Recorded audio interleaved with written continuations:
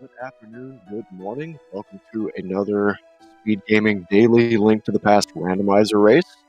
I am Latebit, and I am joined in the booth here by Claymore729. How's it going, Claymore? It's going pretty well tonight. How about with you?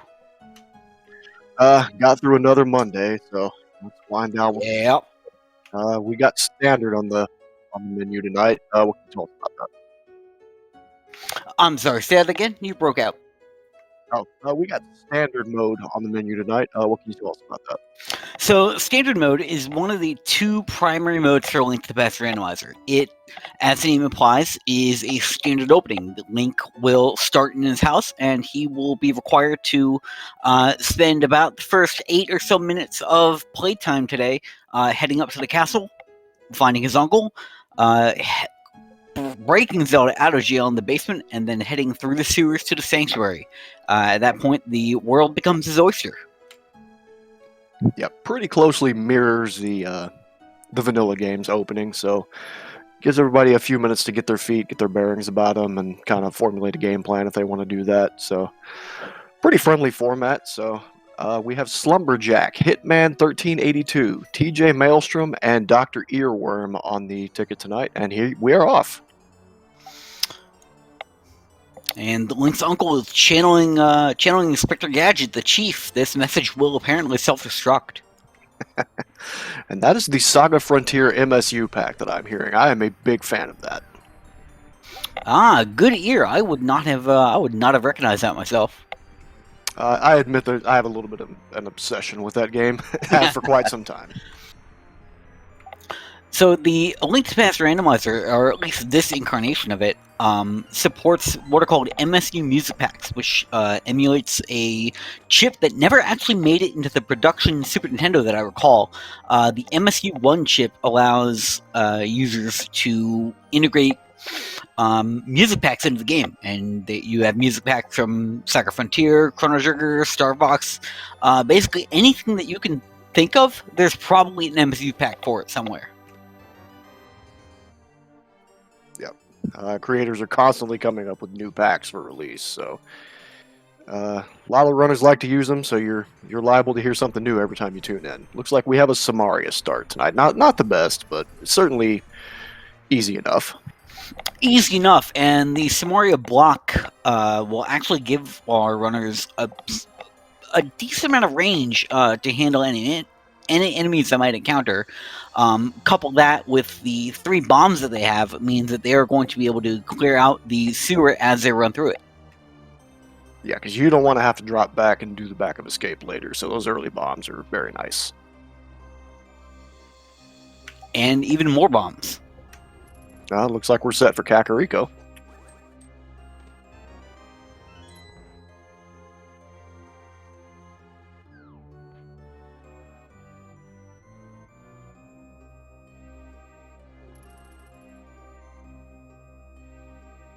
And it looks like for our sprite selections today, we have Princess Zelda herself, Batman, Frog from Chrono Trigger, and I believe that is Will from Illusion of Gaia on TJ Maelstrom's screen. I believe you're correct. Wow, Moon Pearl. Ooh, early Moon Pearl.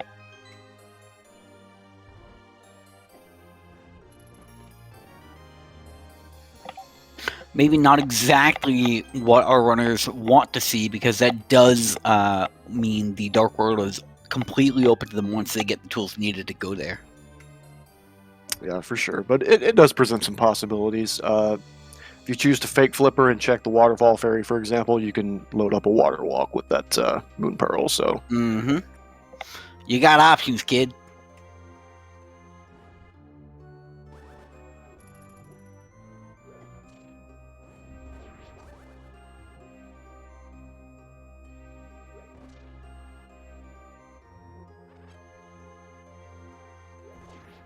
Looks like TJ's the first one to complete the jailbreak and head back up to the ground floor. Yep, right on track, about 3 minutes to jailbreak. That is a pretty average time. There's not a whole lot of variance in standard openings, because there's just so many things that a runner must do. There's not much room to gain any significant amount of time here, unless you get unlucky. Yep, for sure.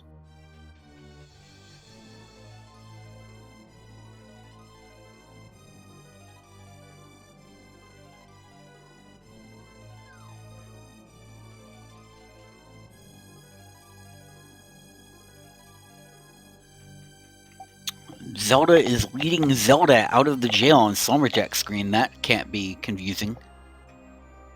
Oh, jeez. Which one's the real princess? That's the trick. That's how they're going to evade Aghanim.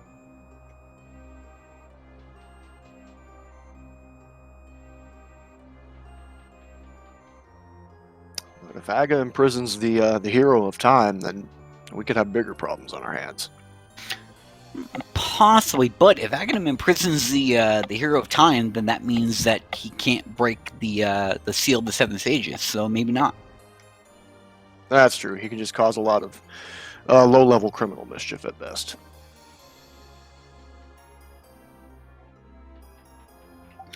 TJ Maelstrom makes his way out of Dark Cross into the final stretch of the sewer before reaching the Under Sanctuary. And I missed it while I was looking at Maelstrom's screen, but Slumberjack and Dr. Earworm both have the gloves. Actually, all of our runners have the gloves. I missed it entirely.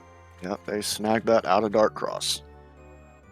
Let's just go ahead and get a hammer here in the back of Escape and just walk out with Dark World access right away. Ugh, that would be a curse. Oh, the mirror is well, back they there. did get the mirror. Yeah, would have loved to have that a few minutes ago so we could have mirrored out of Zelda's cell, but hey, we'll take that.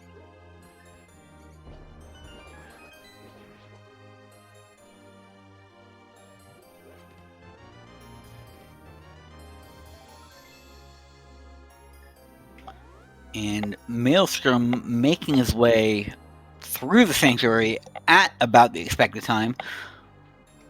He will kiss the priest at right about the 6-minute mark.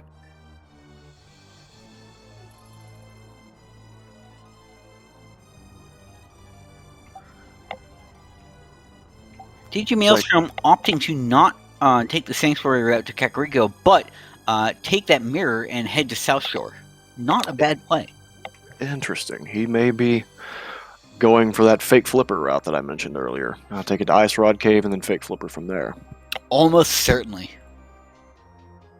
Whether or not this is going to work out depends on what Hitman Dr. Earworm find in Kakariko. This could be a big move, or it could be a bit of a goose chase. It remains to be seen. TJ does a little bit of damage to himself on the way there. Only has a heart and a half for Mini Moldorm Cave, so got to be a little careful. But he knocks that middle Moldorm out without much trouble. Right one is being a little bit of a troll. Just a little bit.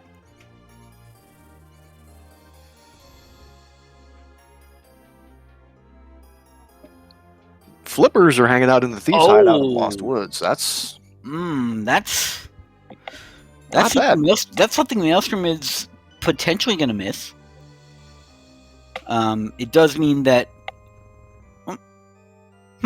Maelstrom is evading the rest of South Shore and heading back through to the dam, probably? This is some interesting routing here. I suppose I understand it, because if you go all the way to South Shore, then coming back to the dam is going to be a bit of a problem. So I don't hate this, actually. Yeah, that's why a lot of runners skip the dam their first trip down to make, say, a desert play a little bit more enticing. Yep. We got our bottle here in Kakariko. That's not bad. Nope, love to find that in Kakariko because you can route Sick Kid in while you're right there.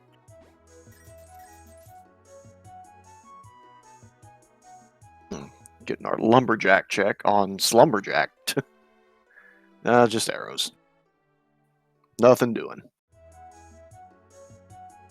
Nothing critically important there today. Desert Ledge is also dead. Just a 20 hanging out up there.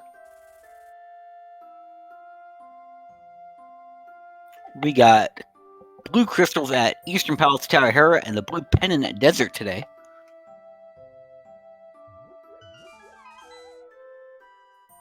That doesn't present a whole lot of opportunities for divergence yet.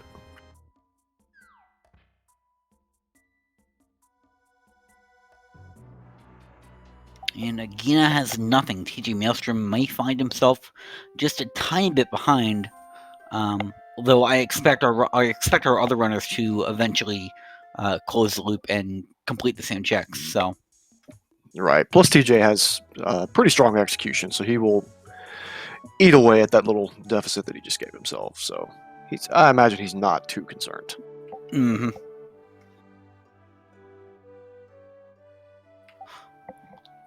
Bottle Merchant is not a scam today.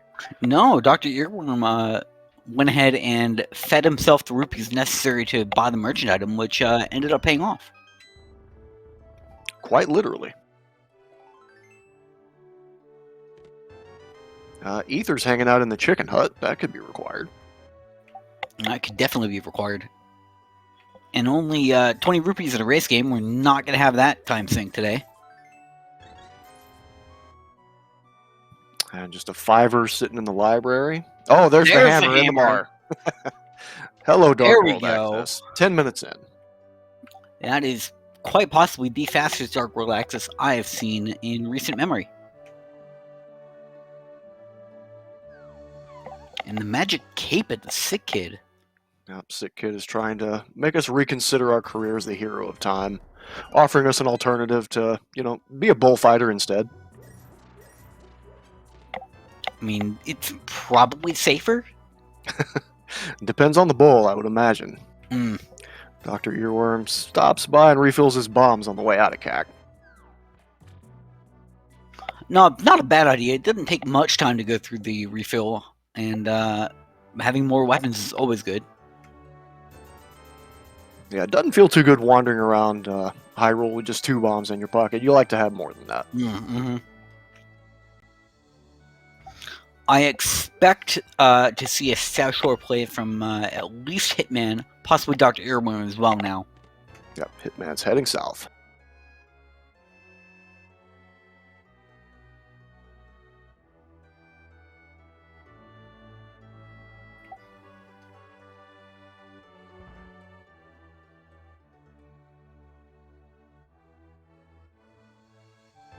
Red pennants in Thieves Town and Misery Mario, blue in Skullwoods and Ice Palace.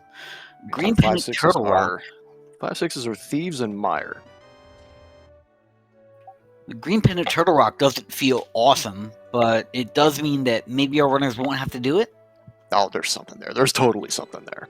Oh, going green pennant Turtle Rock, there's always something on green pennant to make you go do it. We got an early hype cave play. Just a bunch of health and bombs. 0 out of 10. But now it's not hanging over Hitman's head. Yeah. He's trying to help us load out a little bit there before he starts adventuring around Dark World, so not a bad play. What was the red pennant? Was the red pennant Swamp? It wasn't Ice. Ice was a blue crystal. Swamp, yes. Yeah, I thought so.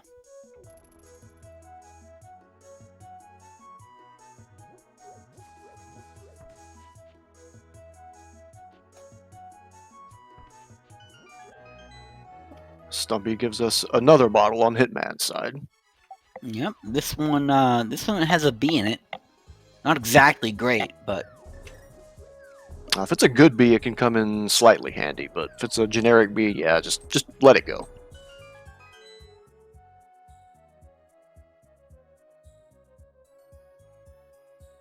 K45 with nothing, but Hitman is going to grab it. As discussed, more bombs is better than less. Sometimes you just gotta have nothing.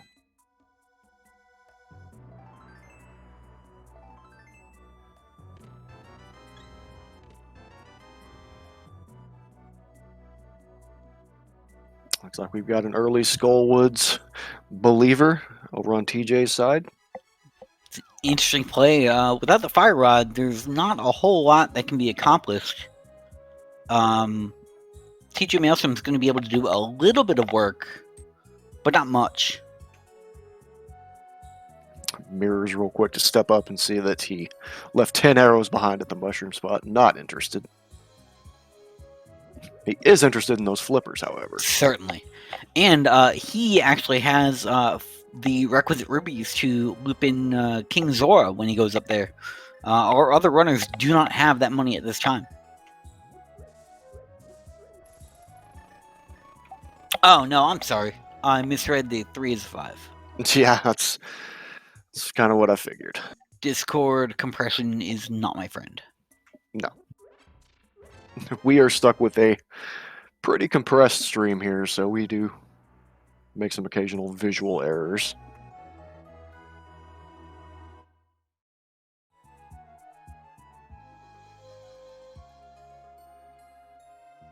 Samaria block makes that switch so easy to hit. Very, very, very easy. All that for a key. Oh, we got the arrow game on Slumberjack's side. He wants to get that Zora money right now.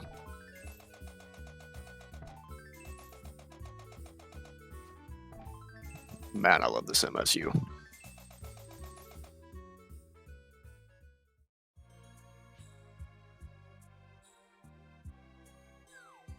And the Titans mitts inside Skull Woods. Skullwood skippers in shambles.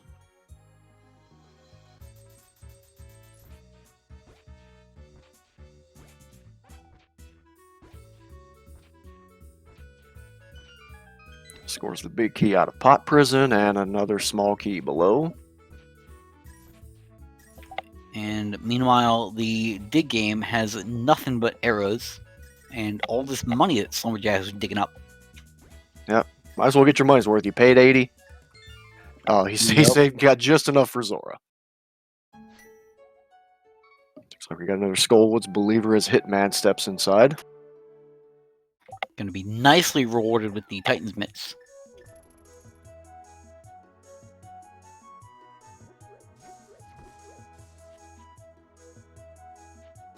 And as we thought, Dr. Earworm went ahead and released his bee. Yeah, good move. A regular bee's not going to do you much good. No, now I can put something far more useful in there. Like a good bee.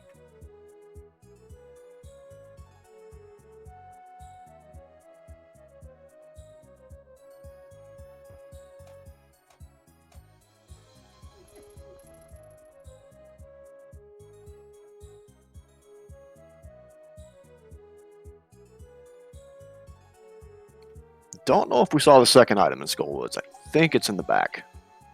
I think so. I don't have a handle on item counts, unfortunately, as much as I'd like to. Yeah, it's got to be in the back.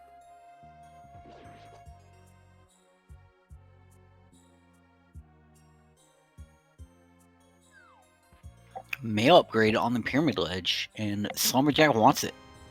Oh, for sure. 6 heart green mail. Dark World is not a very friendly place. And no sword either.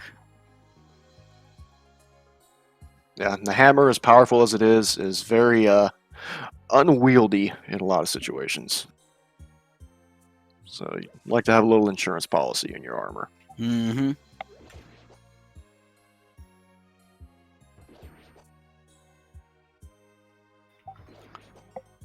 Now, with the items we have, where do we go from here? Might as well just knock out Village of Outcasts.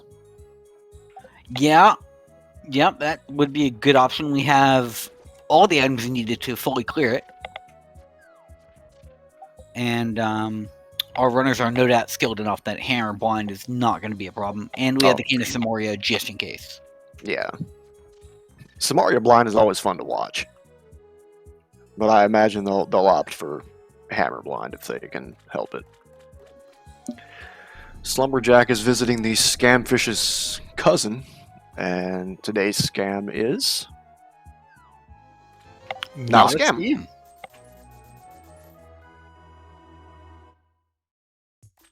All right, so we're 2 for 2 on non-scams. That means Zora's got something, right? Or it could mean he's got nothing. Fire Rod just chilling there in Waterfall Fairy. And the fairy offers up some red goo. Love to see that.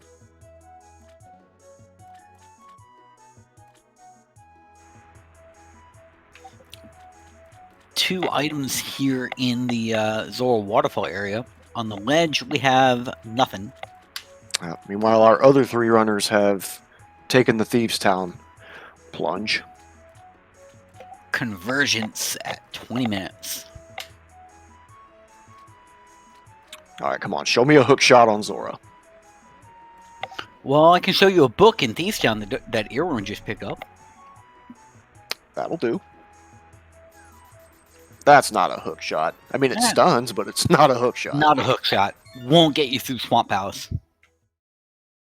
No matter how creative you try to be with your boomerang tosses, it will not work.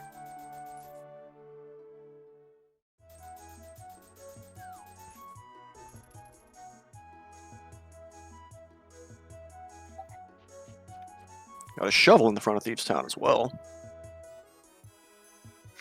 Yep, that could be interesting. We can go find what Stumpy hid in the Light World. Yeah, if our runners choose to do Smith Chain, they can route that in pretty nicely.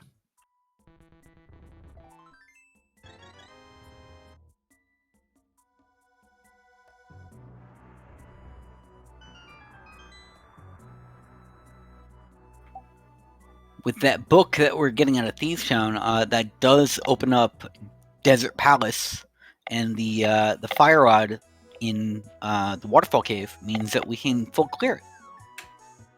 Well, not full clear. We would need the boots, but depending on what's on the torch, yes. Yeah, yeah.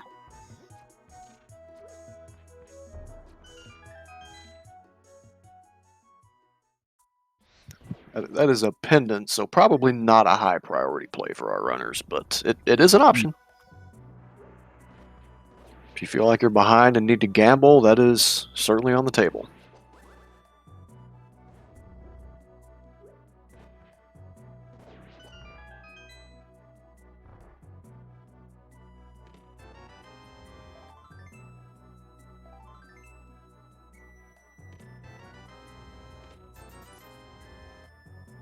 Looks like TJ will be the first of the 3 runners in Thieves Town to get to blind sell.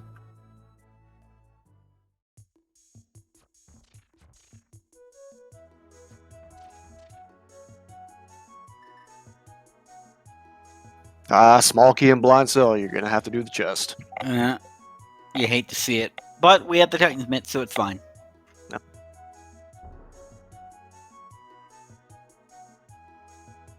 And the hammer. Got our first poke. Hey! That'll do. Certainly makes the blind fight much easier.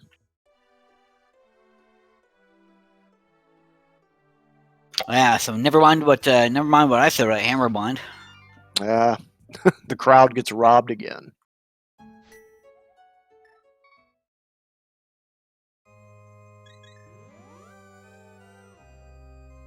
And the blind fight is on a script, so if you do the exact same thing every time, the exact same thing will happen. TJ will probably execute to perfection here. Yeah, with the sword, it's basically textbook. It's free. There it is. As expected. And he's rewarded with a quake. That's not bad. That is 2 out of 3 medallions that we could potentially have needed to get into Mire.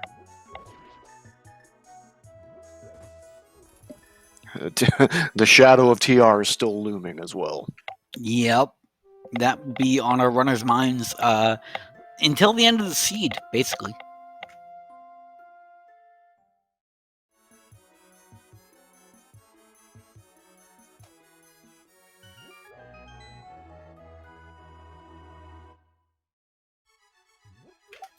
The play now is probably Ice Palace. You could do Ice Palace. Saha, Eastern, and Pod are also on the menu if you think you're going to get lucky and find a bow over there, or you could sequence break up the mountain. That's also an option. Though without hookshot, it's maybe not as appealing as it could be. Yeah, it's a little bit slower having to go through the left side, but it's an option. And the hookshot could be over there on East DM. With the density of item checks between Upper and Lower Paradox Cave, as well as Super Bunny Cave, it might actually not be a bad option. You have, like, what is it, about 9 checks to find something of value there? Let's see. Old Man Rescue. Spectacle Rock is 2. 11 by my count. Plus you can poke your head into Era. So 11 plus. And we've got a Smith chain check on Hitman's side. He's doing hammer pegs the slow way. This is when you really start missing those boots.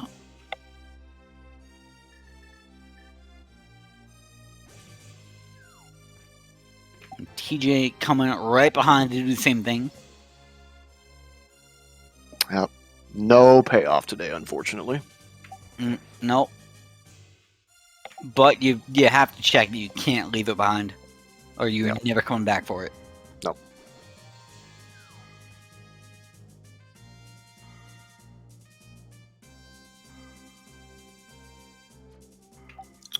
We got counterfeit Smiths today. Spend 10, get 20. That's a pretty good return on investment. Looks like we're going to get that shovel route that I mentioned earlier as Hitman grabs the lunchbox and heads south. Yep. Shovel to Master Thief, Locksmith, Lockpick person thing. Yep.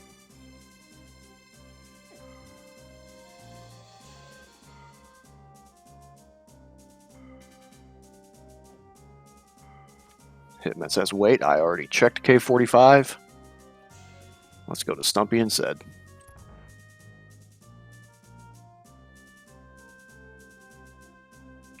Or not Stumpy, the dick spot. Yeah. Just a fiver. Nothing. Buried as much money.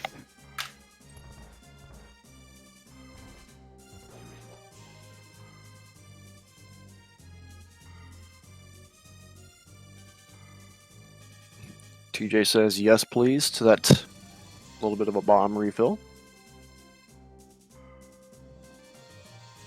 And then it's right back over to desert area to turn in the lunchbox after he checks and finds his disappointment.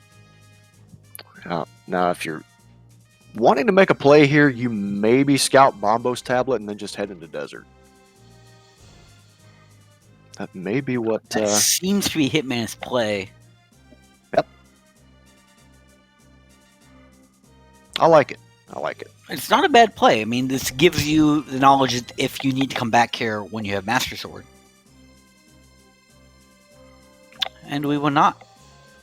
At least not for the tablet.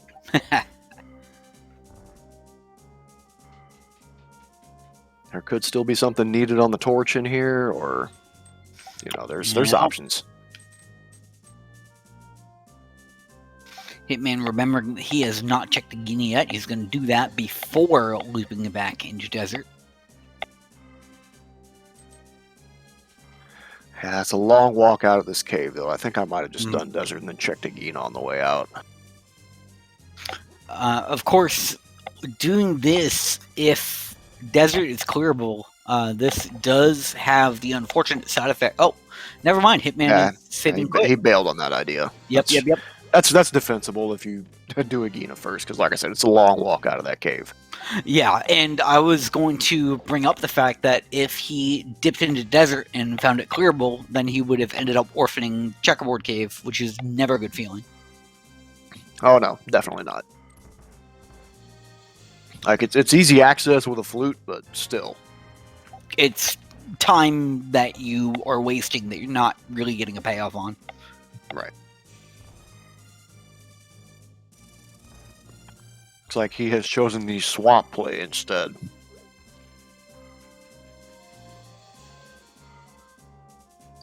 Without a hook shot. This is Curious. frisky. Mm. Oh no, he didn't. Nope, he didn't didn't do the drop a dam. mirror point. Okay. I thought he did the dam before now, but I'm Apparently not. clearly confused. Yep.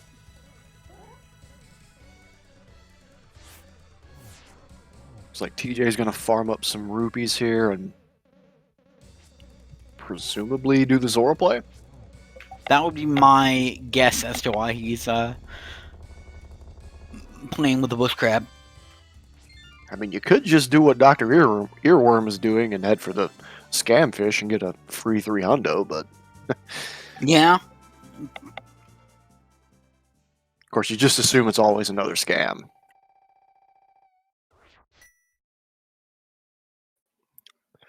Meanwhile, Slumberjack takes care of Blind, no problem, picks up his first crystal.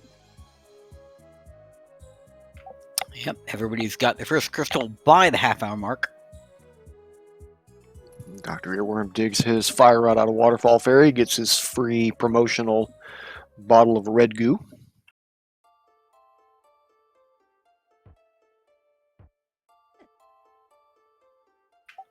Hitman giving us our first look at Under the Bridge, the hobo there. We'll see what he has for us today.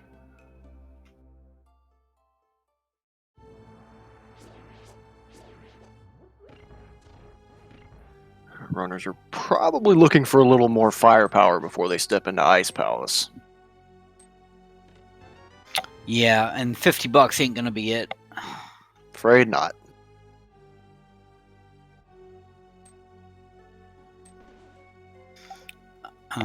A level 1 sword and hammer is not the tools that you want to engage Argus with. It's not going to be a pretty fight. Cold Stare. Cold but Stare, no. I'm sorry. No, absolutely not. Hammer Cold Stare with low hearts and no thank you.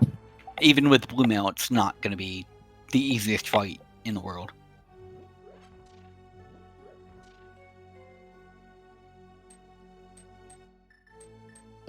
Looks like Slumberjack is going to be the first to finish up Skull. Half magic in the Half back. magic. Now, Ice Palace is...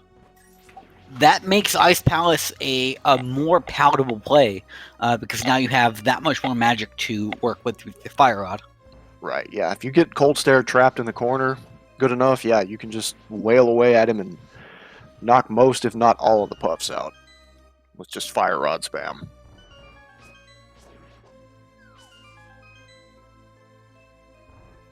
Dr. Earworm has an old man in tow as he is going up the mountain out of logic.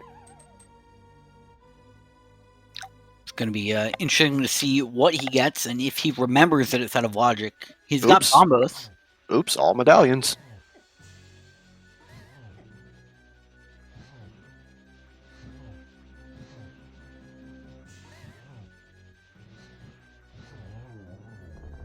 Nice friendly Mothula for Slumberjack. Yep, Fire Rod makes this fight relatively simple. Yeah, but the Moth also has to play nice for it to be simple, and that's not always the case. Yep. If, for those not aware, the Mothula Arena has an interesting / annoying property where if Mothula is bonked into the spikes that line the arena, the damage that he would have been dealt is overwritten and replaced with 0. Oh, we got a ped check. Oh.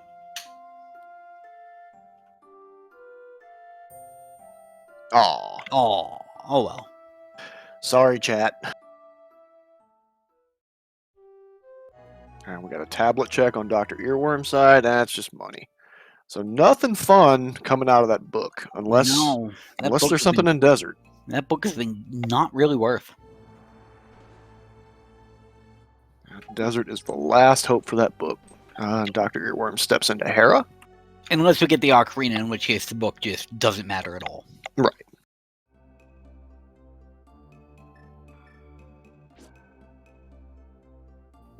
Which means if you're sadistic, you're probably hoping for Flute in Desert. Mm-hmm. We're being told by Jinx Girl that we have Ice Rod in spec, which is not awful. No, that is required, in fact. Well, no, it's not. Well, it might be if the seed decides to be a bit of a troll. Hook shots on Trinex. Don't even put that energy out there. Look, if chat's not going to do it, I've got to do it myself.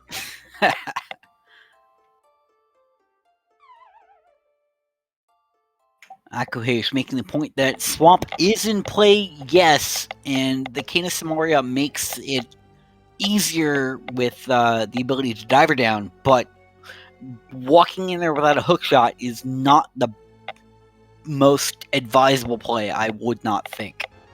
Yeah, if you want to stick to logic, it's a pretty decent play, because that's possibly a good number of checks, but if you're trying to maximize efficiency, I think Yeah. there's better options on the table. Really depends on how you want to play it. And how brazen you feel like being.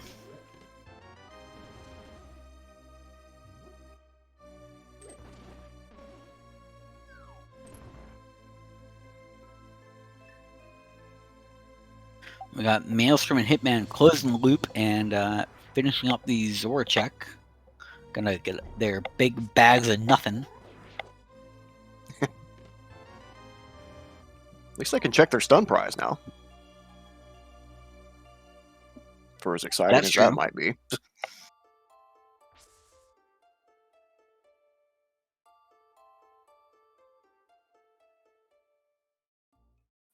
Doesn't look like much going on in Hera so far. Nope. But Moldon really nice, easy down with the hammer. Yep. And then we get to head to East DM and reap the fruits of our labor. And hope that there's something that has made all of this effort worthwhile. Besides a crystal. The Right, crystal's yeah. not a bad pull, but you want more. Oh, Trolldorm getting a little aggressive there.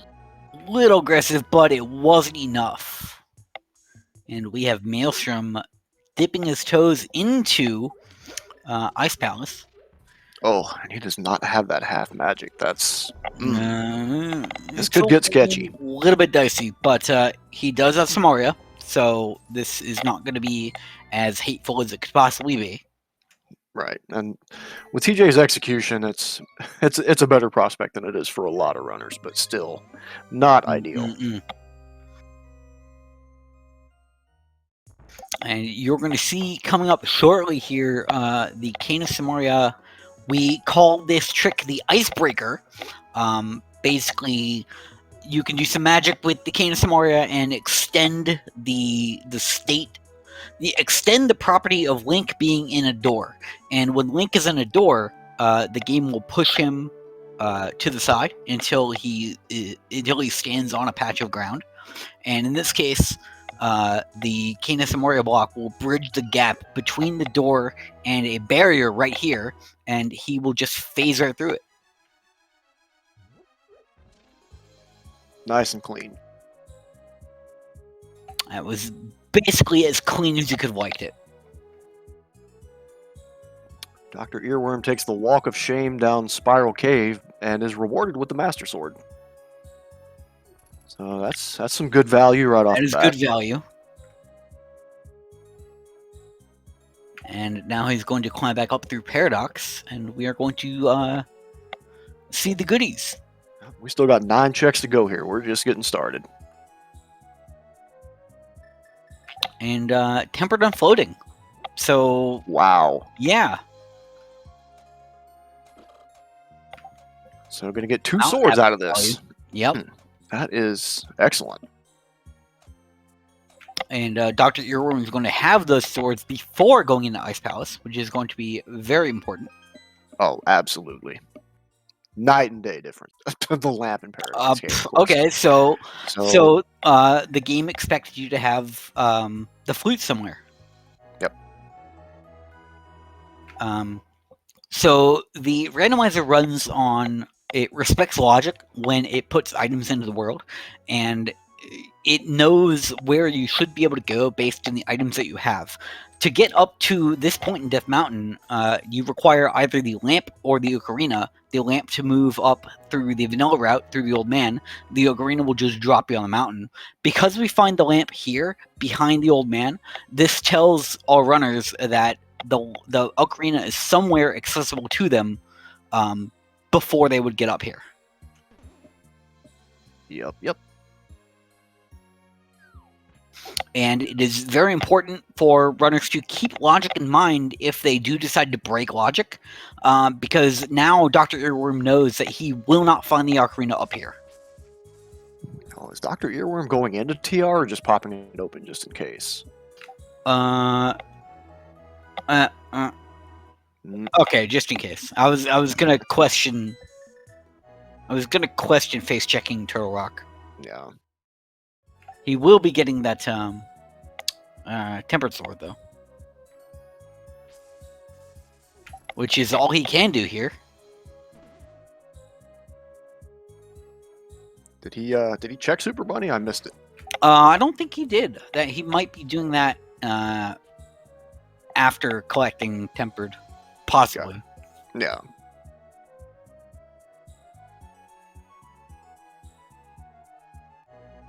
Then he might want to think about walking back across and doing Spike Cave, because if he doesn't, he's not going back. No, that is another one of those checks that if you don't do it when you're up here thinking about it, you will never do it, and that could be bad potentially.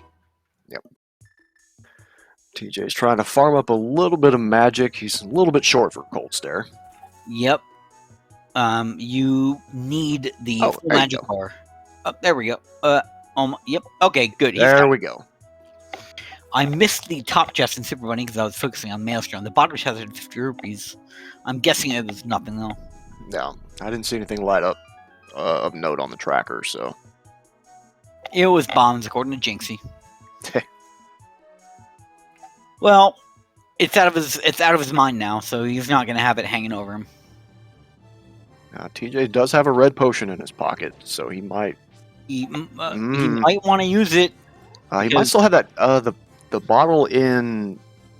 We got a bottle with a fairy in it. I don't think he threw it out. Yeah, he's got a fairy. Okay, good. We're good.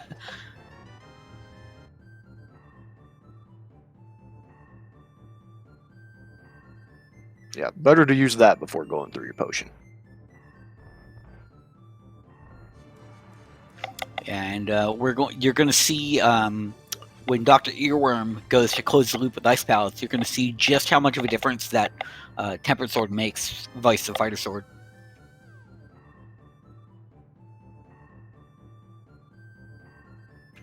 It is precisely 4 times as powerful, so it will deal with Cold Stare a little less than 4 times as quickly. Well, notwithstanding that TJ used hammer rather than fighter sword, but yes. This is true.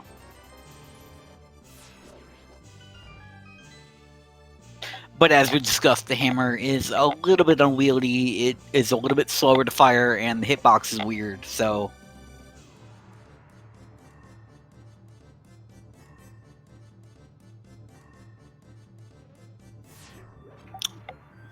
Got a desert check over on Slumberjack's side. I'm not totally sure what's going on here.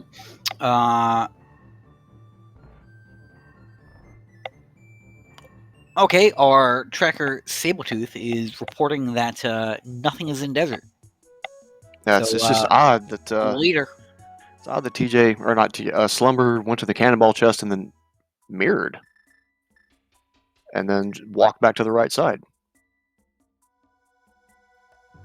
Probably just kind of confused as to where to go, because there's still options. Fire Rod was in the waterfall cave, to answer Zithral's question.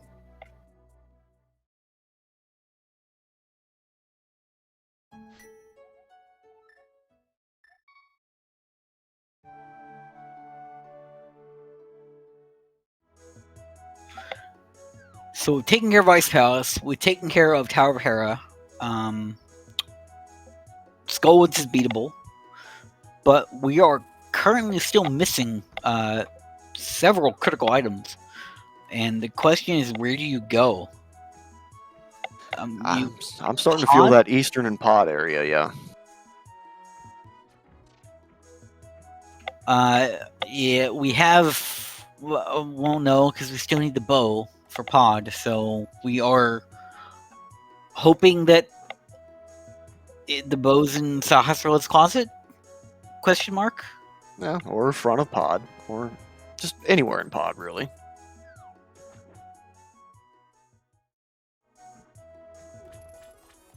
That mini Moldorm not playing nice with Hitman.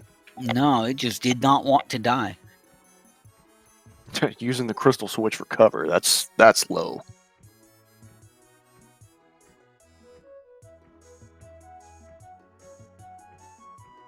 I mean, all fair in love, war, and trying not to get killed by a mute blonde kid, right? Indeed.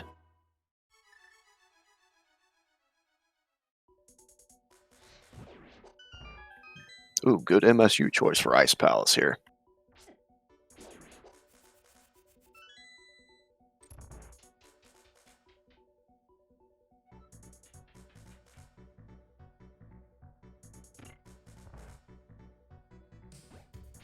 Rude enemies just seem to be the order of the day on Hitman's side. He's at Dead Rock. Kind of beat him up a little bit. Not having expressly the best time in the world. But Maelstrom is about to drop into Mothula.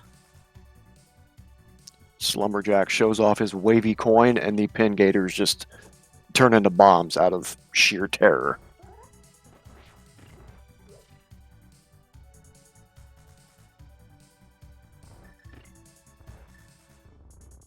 Yeah, TJ's mob not as friendly as Slumberjack's was. No.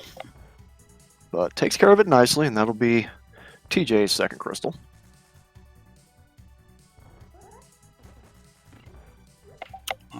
Third, it looks like. Ah, right. He did do ice.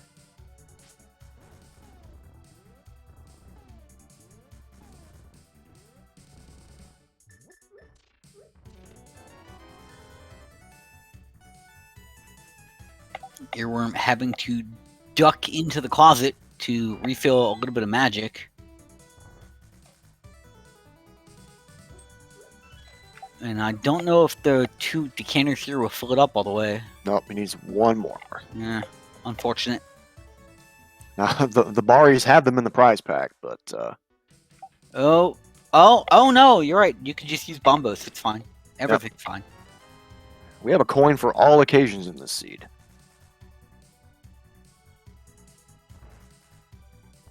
TJ did not have that luxury, unfortunately, because he did not rescue the old man before coming here.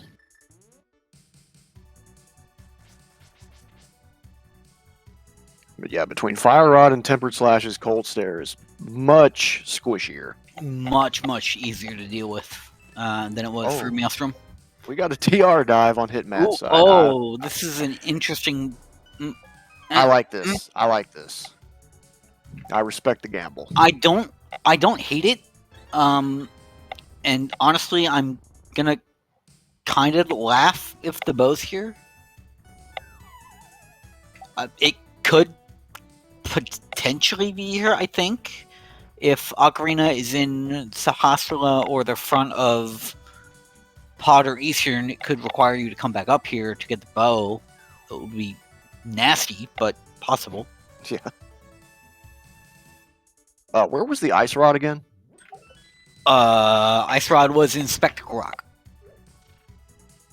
Yeah, because I'm not seeing it lit up on any trackers, so... Somebody must have not grabbed. Jinxie thinks Hitman grabbed it. We'll have to wait for a menu shack, which we're not going to get because all runners have a quick swap. Yeah, if Hitman grabbed it, then I like this play because he can just kill Trinex while he's up here and take that green pendant. Yep. And turn it in if he chooses to do so.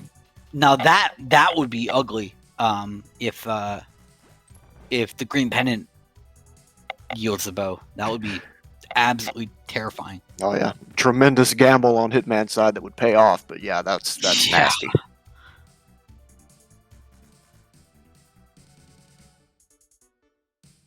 Like I said, I respect pretty much all gambles, though. No guts, no glory.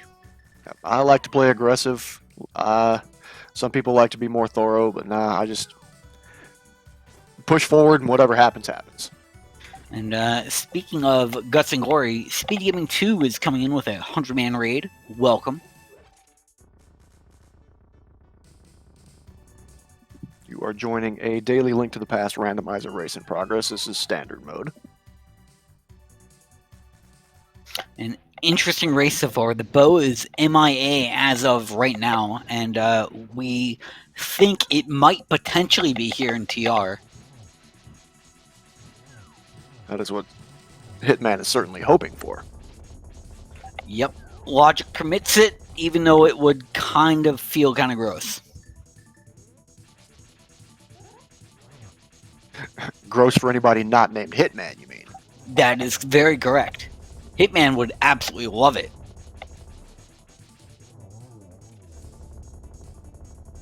That is another cold stare down and third crystal for Slumberjack.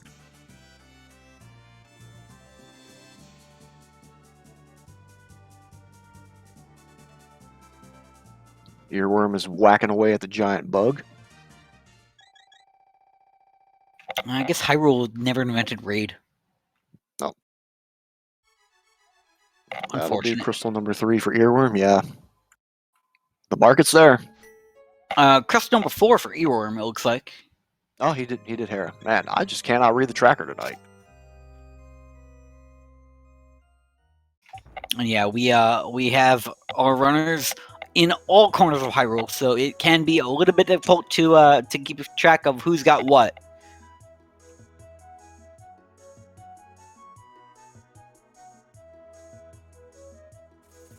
Mimics didn't particularly care for those first few rail grabs, but now they're playing along. Yeah. You got to impress them enough before they'll do your bidding. Just $20. Yeah, Sabletooth is right. We had full Dark World access at the 10-minute mark, so we just kind of went everywhere.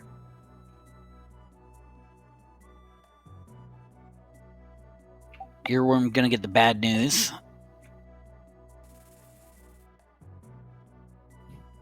F for Ped.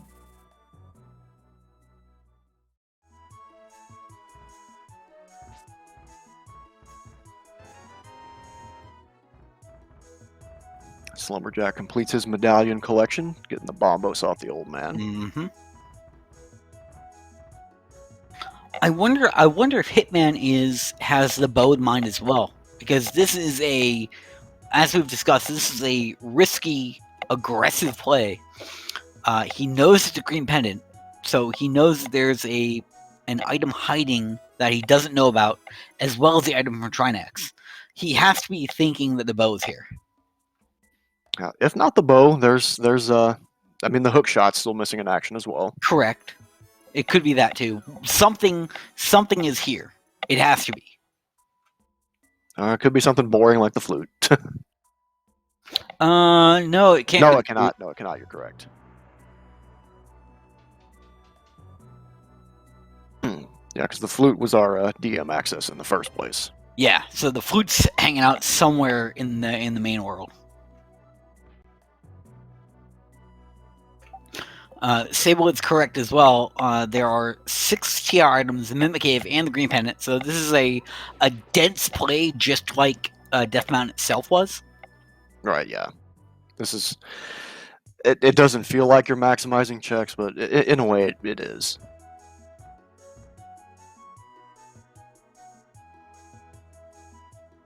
Laser Bridge is a big bust, so I guess we're just going to go play with a 3-headed turtle. And Hitman is going to hope that he has the magic to play, because he does not have half magic, because he has not played around in Skullwoods yet to grab it. Right. Yeah. Could come back to bite him. With Tempered Sword, Trinex is usually not a huge deal. He can get a little squirrely at times, but these runners are good enough to get him wrangled. And as we expected, Hitman does indeed have the Ice Rod. Yep.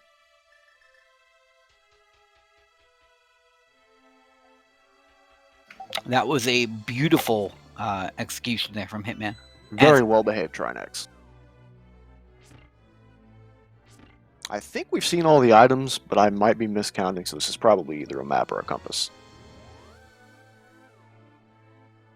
I know we've seen the compass. I don't know if we've seen the map.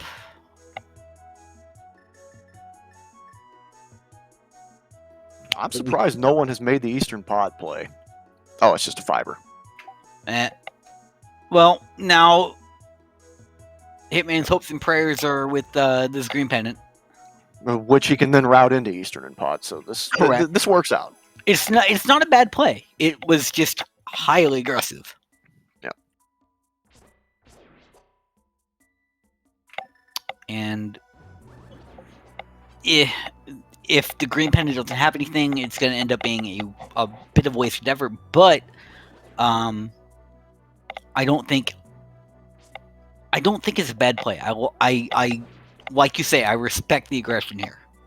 Yep, it's risky on its face, but if you're coming this way anyway, then it kind of comes together.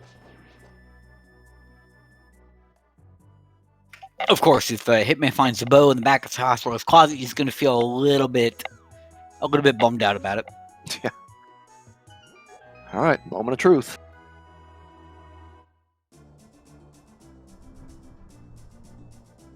Hey! Oh my goodness! Oh my God! It happened. It happened. Bow on green pendant turn in. Hitman redeemed. From Turtle Rock. Love to see the aggression pay off. That is tremendous. Calamity is correct. There's another bow sitting in the world somewhere, but yeah. This is Hitman has to be feeling really good about himself right now. Yeah, odds are swinging pretty heavily in Hitman's favor right now. Because that second bow could be in GT for all we know. Yes. But until he finds that second bow, he's going to be feeling like he made a risky investment and it paid off very handsomely. Yes, he's going to. We're gonna have to remember to ask in the interview whether it was the bow that was on at front of mind when he went to TR. It almost has to have been. Yeah.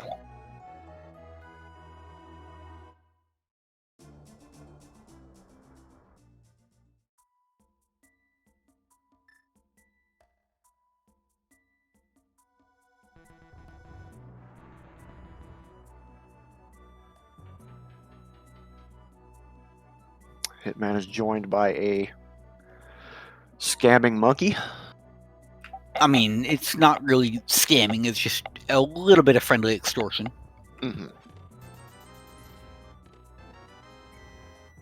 I mean, at least the 100 rupee part is... it has tangible value in that it lets you in the pot. Now, the initial 10 rupee down payment, not so much. That's just... I'm going to follow you around for a little bit.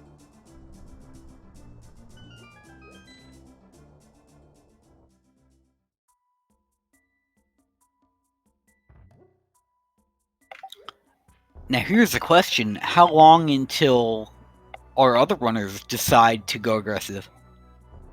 Because on its face, there's not really a whole lot to recommend TR. Other than the density of checks, maybe. Yeah.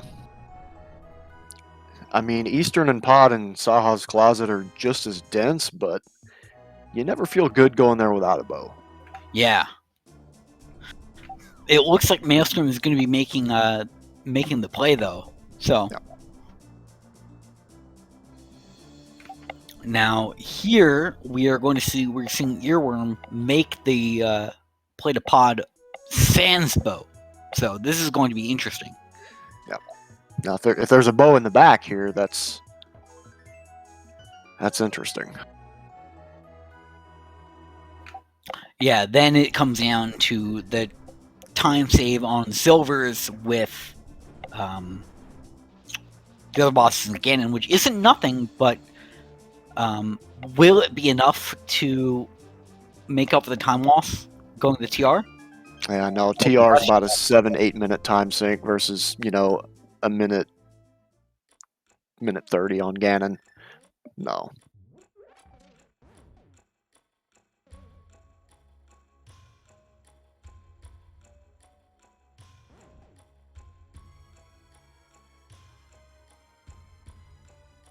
So this aggressive play could end up having been a waste of time if there's another bow here before we hit the bow lock. Gotta admit, I was hoping for a locked bow right there. It would have been a thing. I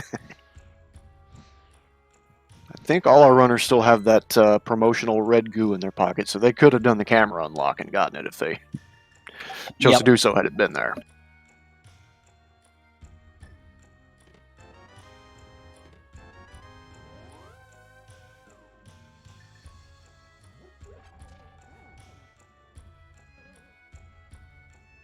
Well, physics just not played nice with Hitman today. No.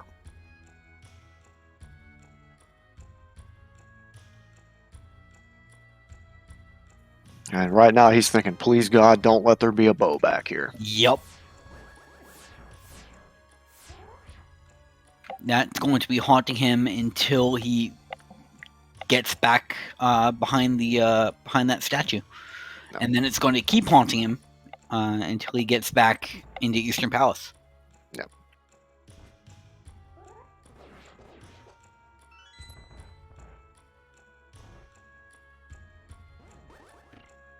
Snags the big key out of Harmless Hellway and heads for Dark Maze.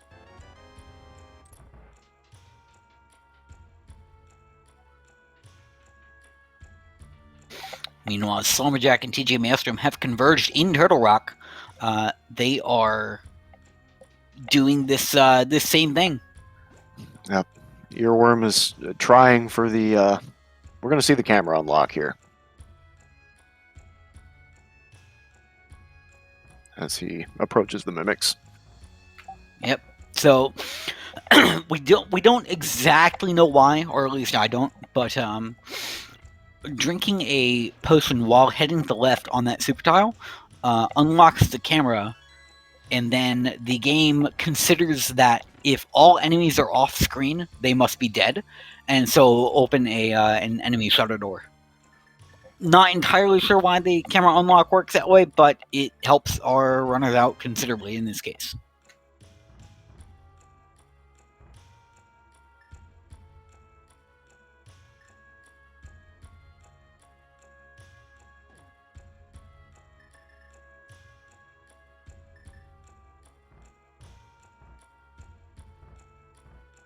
Yeah, now that we're through the meat and potatoes of Pod, Hitman is... he will be totally fine if Silvers are on Helma.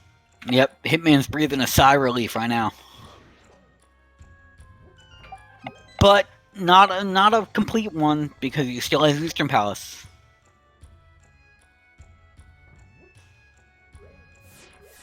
But we will see. And that hookshot is still MIA as well. Not that it's required, but it's something that we will be thinking about.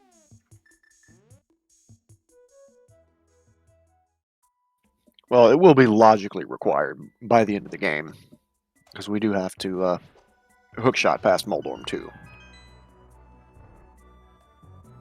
That is very true. But if we snag boots along the way, do not be surprised to see one or two of these runners hover that.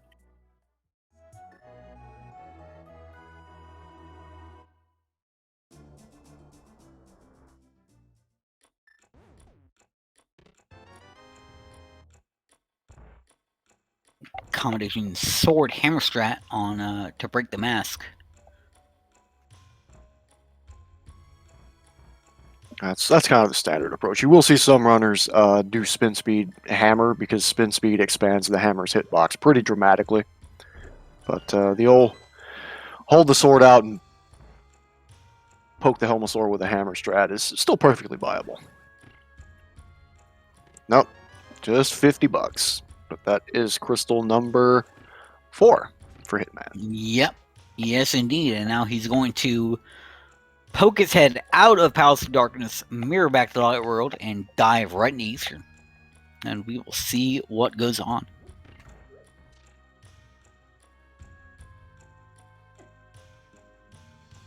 Dr. Earworm is in Palace of Darkness as well, but he is soon to be kicked back.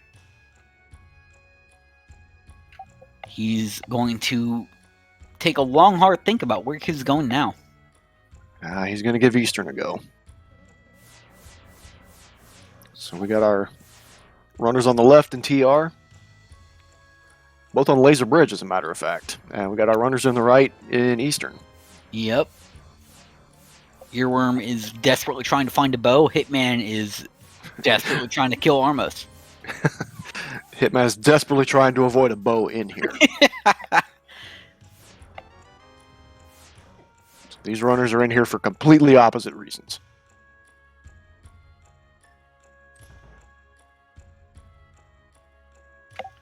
One man will be severely disappointed.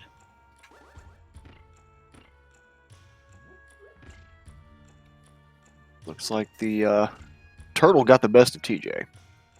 Unfortunate.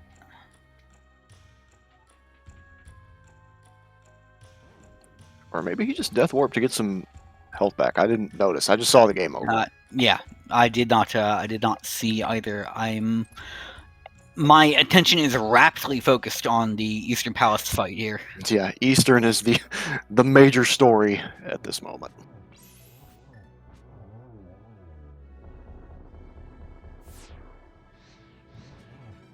And there is one check left.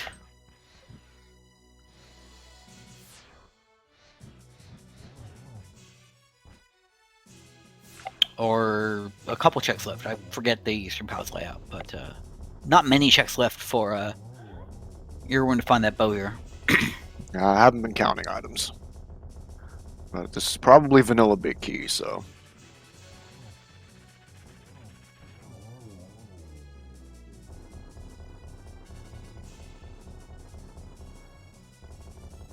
Nearly synchronous kills on the left side of your screen here. Yep. Very good runners. Hoisting their twin green pendants, which will soon turn into bows. Okay, Jinxie is reporting that there is an item here in the big chest and an item on Armos. Yep. So we will shortly see what comes. Hitman, this is the last bullet that Hitman has to dodge. It's this big chest right here. He is clear. So And Hitman's play paid off. Oh, handsomely. Dr. Earworm must now unfortunately take the Mirror of Shame out of Eastern Palace and figure out what to do with himself. Maelstrom dipping in a Spike Cave. I don't think we've seen any of our runners hit Spike Cave. I believe that is correct. Oh! That's a place as boots can be. That's an interesting item that could very well be very important soon. And this is going to give Maelstrom... it's going to let him catch up a little bit. Whether it's going to be a decisive turnaround remains to be seen, but it does give him more mobility. It does let him get into King's Tomb.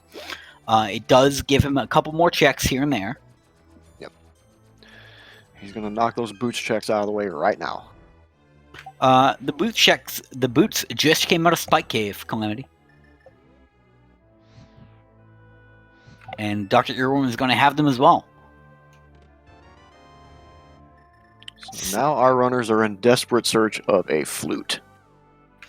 Yep, that is the last item that we need to close the logical loop.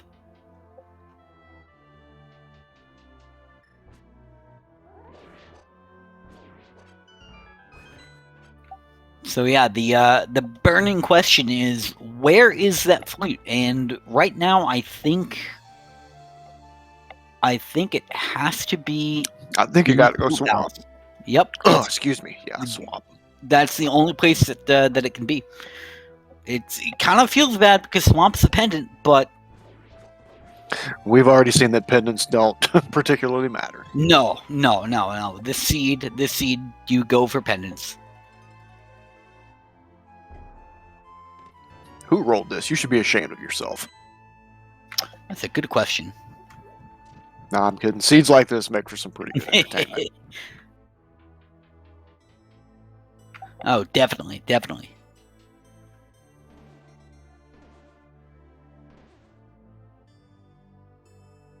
Looks like TJ is gonna dip his toe into swamp before heading to Eastern Pod and Saha to get his bow. Yep. Not a terrible play. If he gets the flute, if he gets the ocarina here, he's not going to hate himself for it.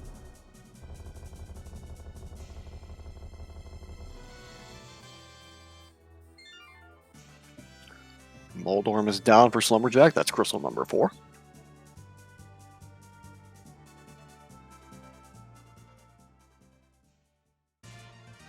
As Hitman is on his way to collect his 5th crystal Yep. in Ice Palace. Earworm is going to grab his Ice Rod. Indeed, it is here in Spectral Rock. And you're probably just going to take the hint from the game and be like, okay, you win, I'll do TR. Yeah. At this point, what more is there for you to do?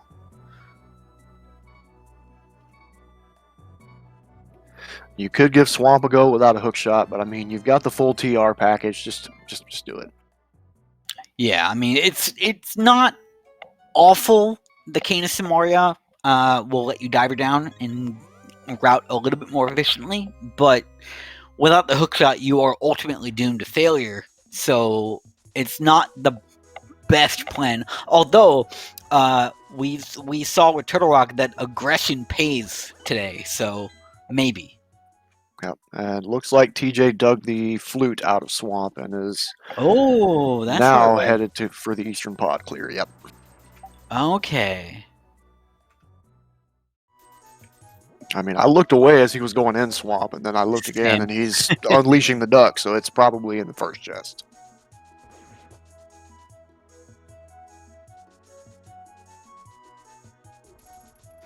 But there's our logical access up the mountain.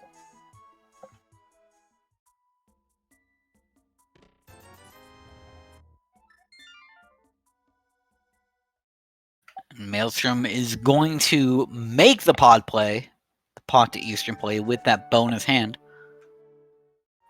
Yep. He's got some catching up to do. Just a little bit. With those boots in hand, that'll do.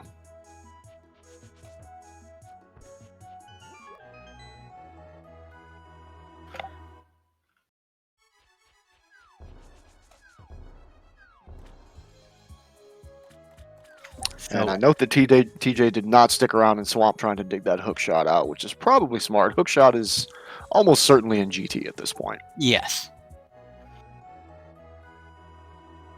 So with all of our runners either having beaten Turtle Rock or are going to beat it now, Hitman's lead gained by his aggressive play is no more.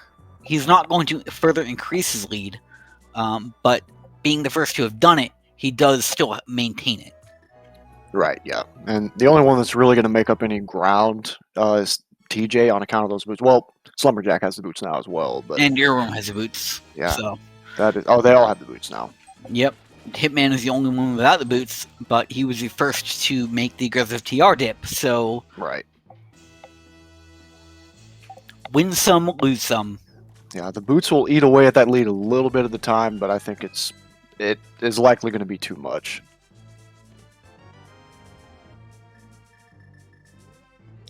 We haven't done Skull Woods yet either. He's going to have to go close that loop.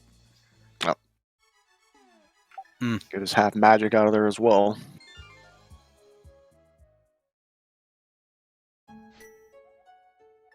And Cold Stare's down for Hitman. That's crystal number 5. Excellent.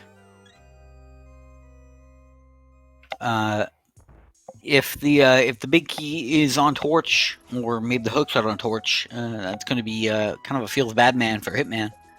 Yeah, no kidding. He's not going to like it.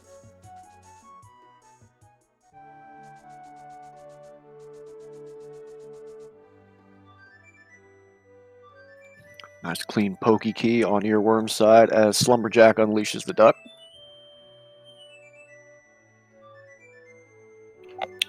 The duck is amuck. Man, these runners have had some nasty RNG from these enemies. Just all over the place.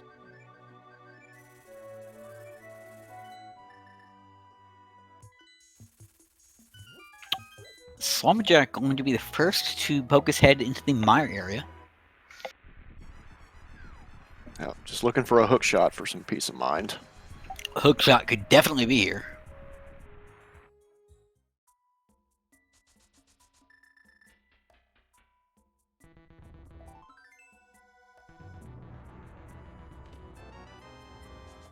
Not in the shed, at least. As Hitman makes his way to crystal number 6, he's heading for the back of Skull Woods. Yep, just in and out, one and done. Gonna be nice and quick.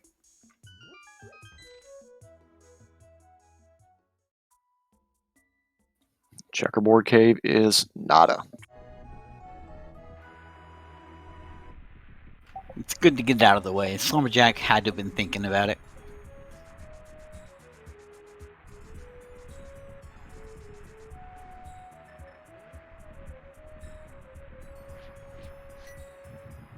Slumberjack pulls the wrong coin out there for a second, but quickly corrects himself.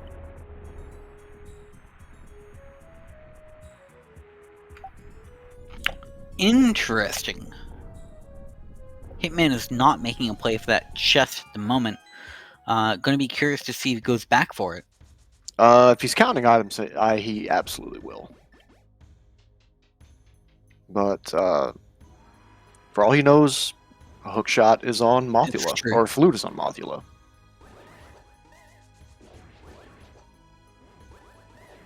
So if you don't have to do that check, why do it? Go ahead and do what you know you need to do.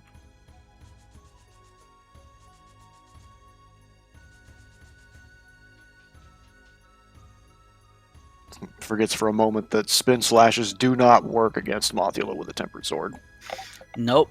The property that I mentioned before about the spikes lining the outside of the arena, it occurs because the spikes are coded to deal level 4 damage, tier 4 damage, which is the same that the gold sword does, and it is the same tier that a spin slash with a tempered sword does.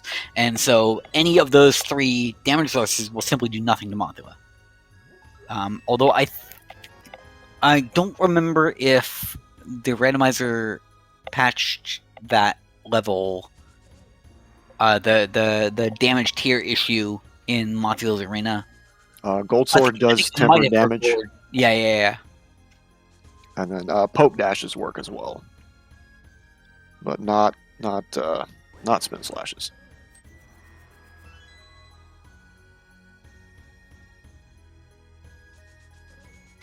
Yeah, hookshot could technically be in Pyramid Fairy.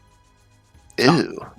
It would be kind of ugly, but you know, that's what the seed has been so far. No. We're getting our first look at the interior of Mire on Slumberjack's side. I was gonna say a little low on magic, but I forgot he has half magic, so got away with it.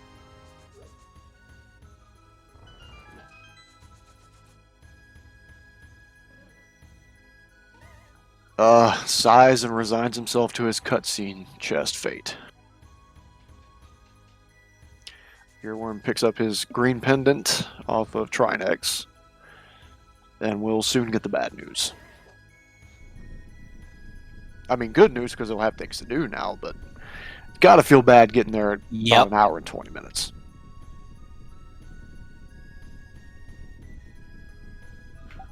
So as of this moment, Hitman still maintains the lead, but it is eroding fast.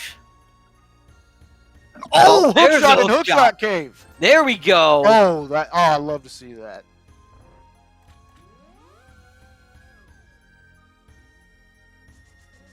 The loop is closed, and I think this means Dr. Earworm is now a competitor for the lead, and is actually going to take the lead from Hitman, unless Hitman goes really quick to Spike Cave to get those boots. Yeah, this is bad news for Hitman, because Spike Cave is pretty hard orphaned, and I'm having trouble picturing a world where he goes back there. Yeah, he's already been up there.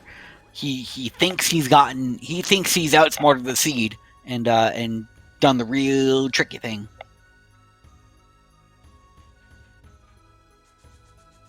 So fortunes can reverse in a heartbeat. Rando giveth, Rando taketh away. Mostly taketh away. Mostly.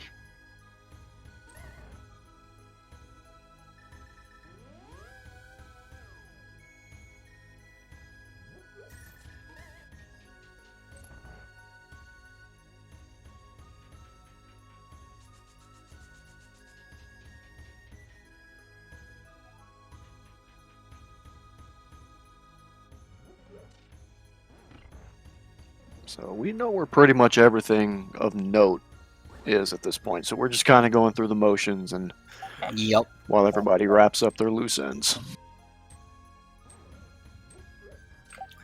And Dr. Earworm does maybe look like he's behind, but with that hookshot in his pocket, he's going to quickly make up all of that time. Oh, unfortunately, he's going to give some of it back by sticking out. Nope. He decides against it. Well, he's thinking. Okay. He was thinking, and he made the decision. He made the good decision. Yeah.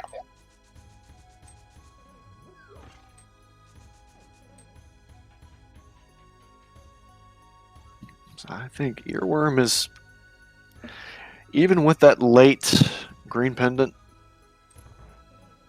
in a pretty good spot right now. Yeah, that late TR, but that hookshot is redeeming him. Yeah, it's just a matter of how quickly Slumberjack and TJ get back to Hookshot Cave and bonk to that chest.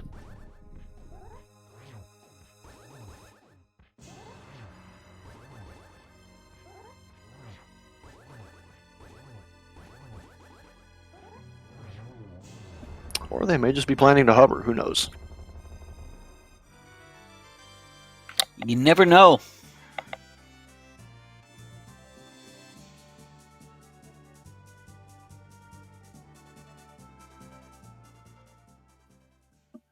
And crystal number 4 for Slumberjack. Viddy's down. Yep. And Calamity is right. Earworm is the closest to go mode. He just has to turn that pendant in. Hitman is digging Swamp Palace. He's looking for those boots. He ain't gonna find them. No. Oh, this is rough. That big gamble is just. Yep, just evaporated. Yep.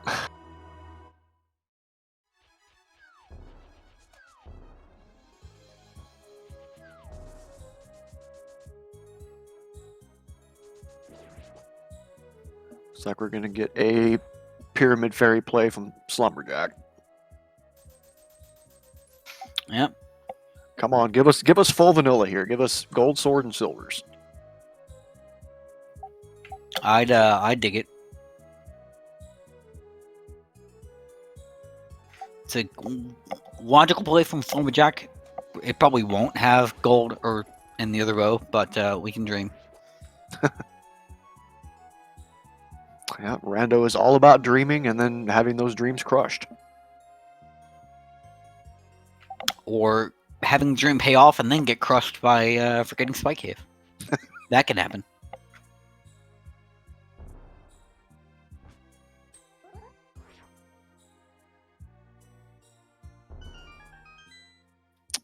And the payoff is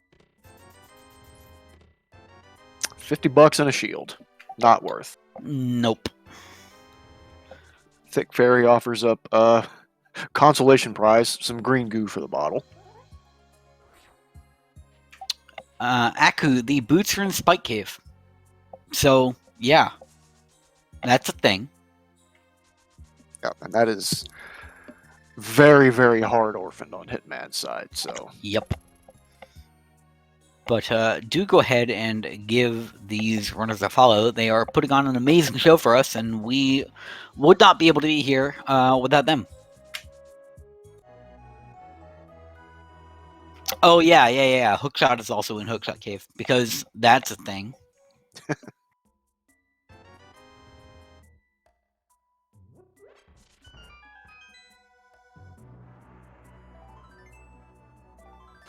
Not much on left side swamp unless that mushroom happens to be some value. Not much the...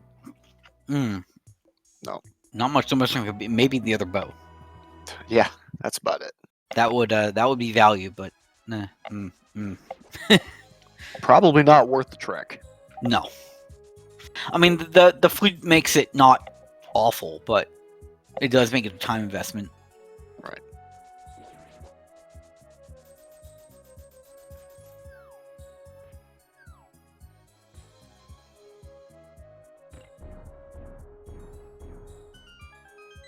So TJ is on his way to collect his 7th crystal. I have to imagine he'll at least bonk into that first chest of Hookshot Cave on his way to GT. So he's probably in the driver's seat right now.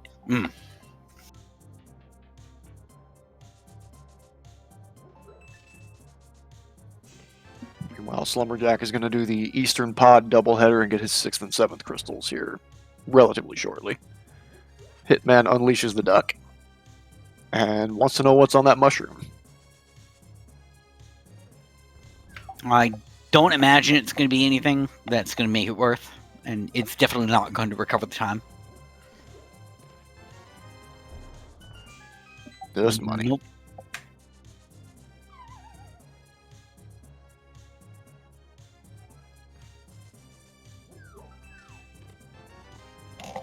And Viddy is down over on Dr. Earworm's side. That is crystal number 5. 5 for Earworm.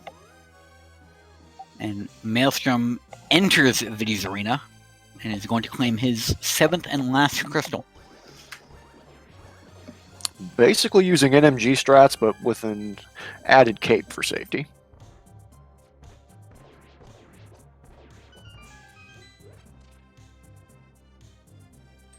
Got plenty of health to spare, so he just stands in the goo and slashes away at the big eyeball. Yep. Just stands there, takes it, and dishes it out. That's crystal number 7. And with that, TJ will most likely be off to GT. I don't believe he's going to go on any kind of expedition for that hook shot. No. Just that first chest of Hookshot Cave. If that. He might think about it. He might not. The hook shot, assuming Maelstrom knows how to hover, is not required, but he might go for it. Yeah, but on the other hand, it's right there on your way to GT. So. Maelstrom is going back into Mire. Probably left an item on the Firelock side. Okay. That would be my guess, because that's what I often do. And Jinxie is saying that as a rule, Maelstrom does not hover. Oh, okay. So yeah, he does want to go back for this item. Oh yeah. Okay, Godmire, right?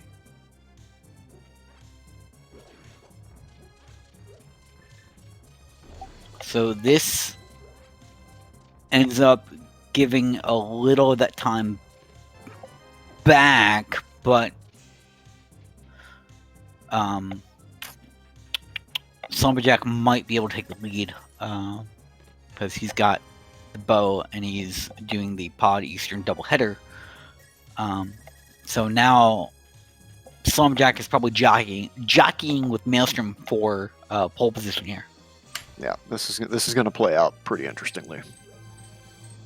Also, is there anything Jinxie doesn't track? She does a fantastic job. Jinxie's keeping us all honest. She has a database full of everything on everyone. Who hovers, who doesn't. She is really the glue that keeps this tracking crew together. Mm.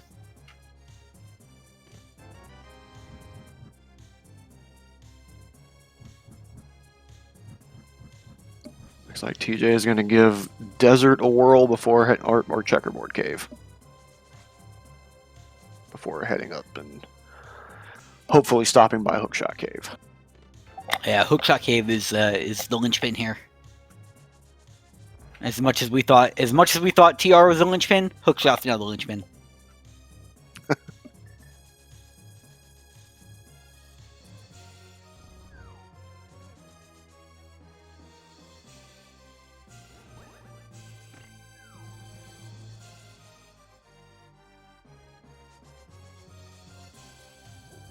Checkerboard is, of course, a bust, so TJ does step into Pendant Desert and is soon going to find it's nothing. The one Pendant Desert that's nothing, or Pendant Dungeon that's nothing. Yeah, and Hitman is here back up on the mountain for potentially Spike Cave. Yeah. It's going to feel really bad. Yep, this is a Spike Cave play. It's going to feel really bad, but he's going to have the boots, and then he's going to have the hook shot in short order thereafter. Yeah. Have to assume he's just going to S&Q and knock out Godmire from here, but yeah, he can snag the hook shot on the way to GT. Yep, he's gone. That feels bad. It certainly doesn't feel great, but with Dr. Earworm and TG Maelstrom poking around in a Pendant Desert, this might give Hitman a little bit of that time back. Oh yeah, he'll get a little bit back. I don't know if it'll be enough, but every little bit helps. Certainly. And with the execution we've been seeing from Hitman, he might be able to capitalize. Yeah, this is still well within the margin of GT routing. So this Certainly is not decided at all. No, randomizers seeds are very often won and lost by how you handle GT. GT is a crucible in which randomizer runs can meet a very ignoble end. So TJ is going to exhaust all his options before heading back up the mountain. We're going to see a Pyramid Fairy play. That is one half of the Eastern Pod double dip down for Slumberjack as Helma falls for crystal number 6.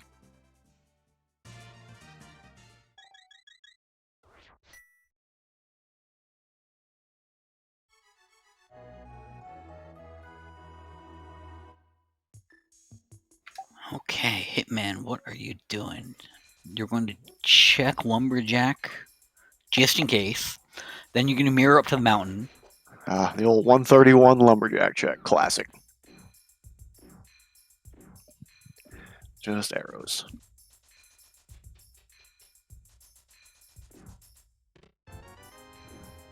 Oh, no, he's going to Mire. Okay.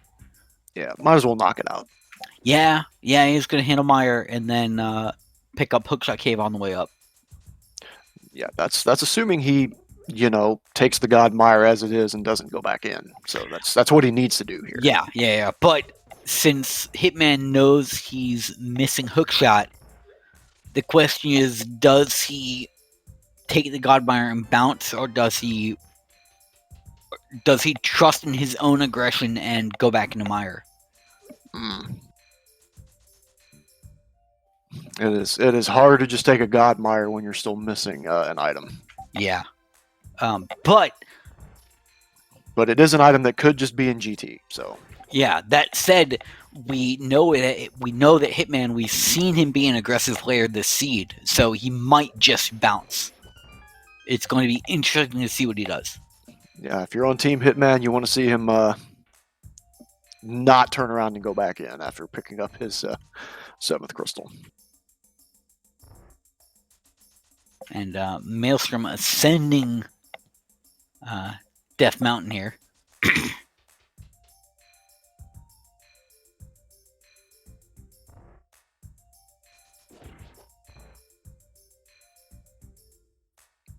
I assume he's going this way because he wants to check Ether Tablet. I don't believe it's been checked on his side. Don't think so, no. Well, we're all stupid. Or it could be because he doesn't have the hook shot. We're just going to pretend that didn't happen. I did not have a good day, as you can tell. Today's Monday. Are Mondays ever good days? We are all Garfield today.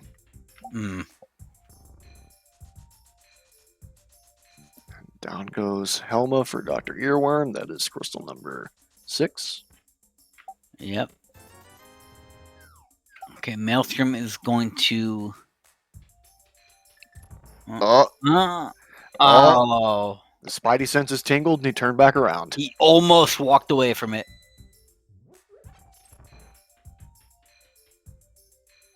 Hook shot is right here, Drosy. Boom.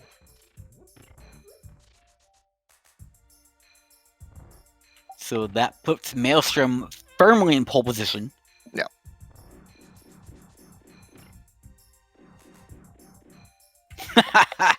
Yeah, Jinxie, so did ours, I think, here in the booth.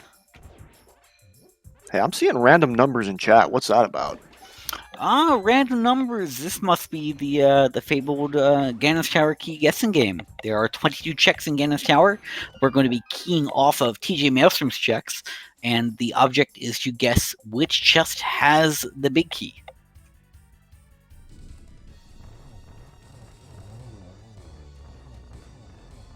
Looks like he's going a hope route, so right side of these first 2 checks, which are just a key and $20. Oh, full right. Ooh. Okay, a little bit of aggression here. Oh, maybe just a compass. Probably not full right. I would guess the compass and then mirror.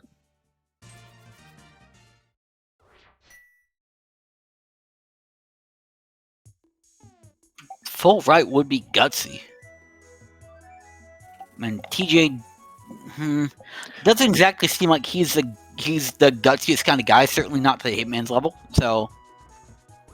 But on the other hand, his Spidey senses did tell him to turn back around and go to Hookshot Cave, so they could very well tell him to do other nonsensical things that pay off. Oh, gold sword in check number 5. Not bad, not bad. Probably just going to grab this key in the mirror. Yep. So we are starting left side at check number 7. And does Bob live or die? Bob probably dies. Yep.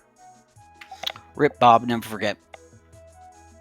Until there's an Anifairy in one of the rooms coming up that we have affectionately named Bob, and for some reason unknown to God and man, knocking the there's the bow. Very nice. Bow and Randa room, not bad, not bad. And there's the big key. That was check number 11. 11, got it. I was saying something. Knocking the item off of that torch causes Bob to not be Bob, and we don't know why. Yeah. Congrats to Mocha Jones for being the closest without going over. You win absolutely nothing. Enjoy it. Just personal pride, bragging rights.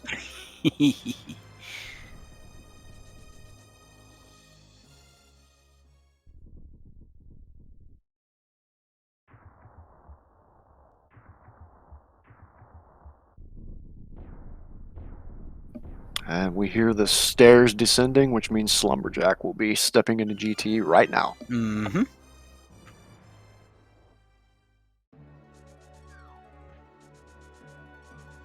Looks like Earworm got dead rocked and had to duck into Paradox Cave to reset him. Yeah, that happens.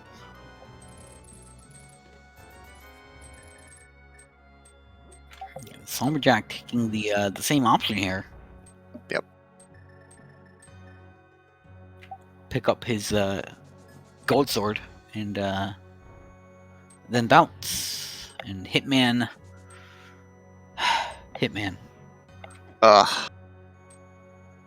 tragic.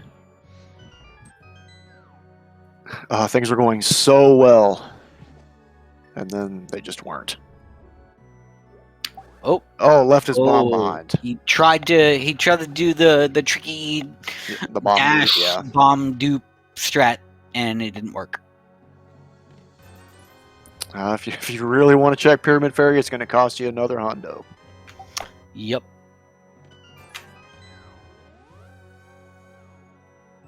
Very clean land mode 2 by TJ.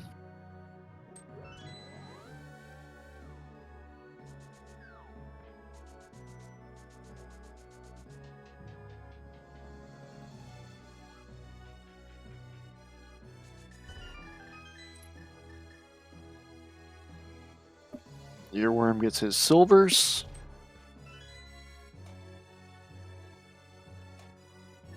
Skeleton's not playing nice. And his big key, he's gonna bounce and just head up. Yeah, TJ is unfortunately already at Torches 1, so it's going to take at least Ganon fall or 2 to close this gap. Slumberjack gets his big key as well. And with the level of play we've seen from TJ so far, I do not expect to see Ganon fall. I would agree with that.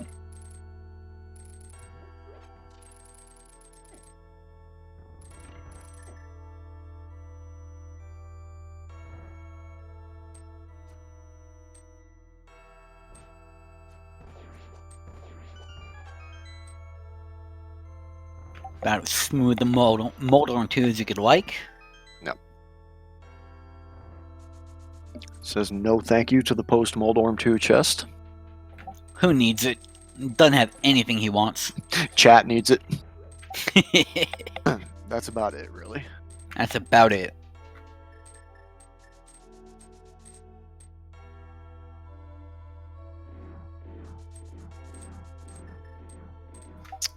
TJ faces off against the trigonometry wizard. Starts off with a triple. Very nice.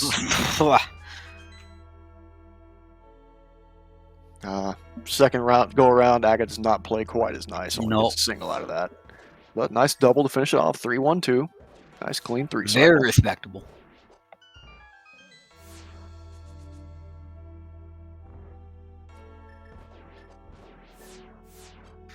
TJ will be the first to drop into his date with a big pig.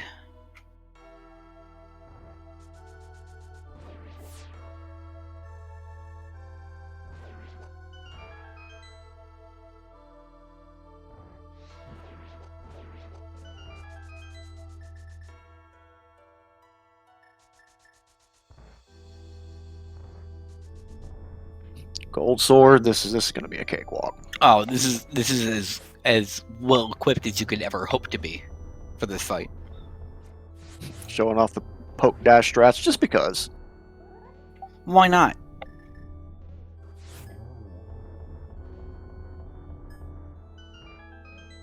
And just like that, we're into phase 3. Oh yeah, nice and easy. The power of the gold sword.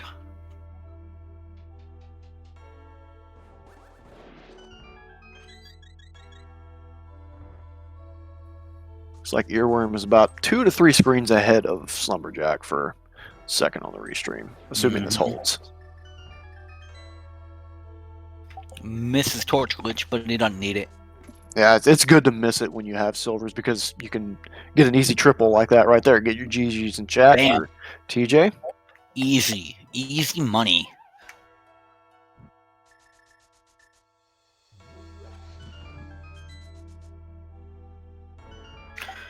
And that makes TJ our first place restream finisher, second place overall, with an official time of 1 hour, 42 minutes, and 56 seconds.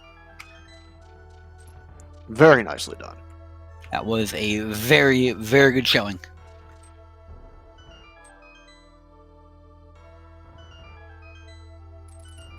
For those curious, the first overall finisher was Koi with a time of 1 hour, 37 minutes, 20 seconds.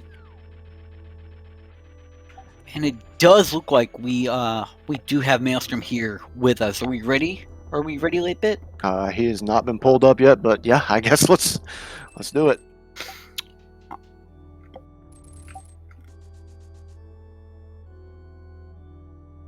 Hitman snags his hook shot.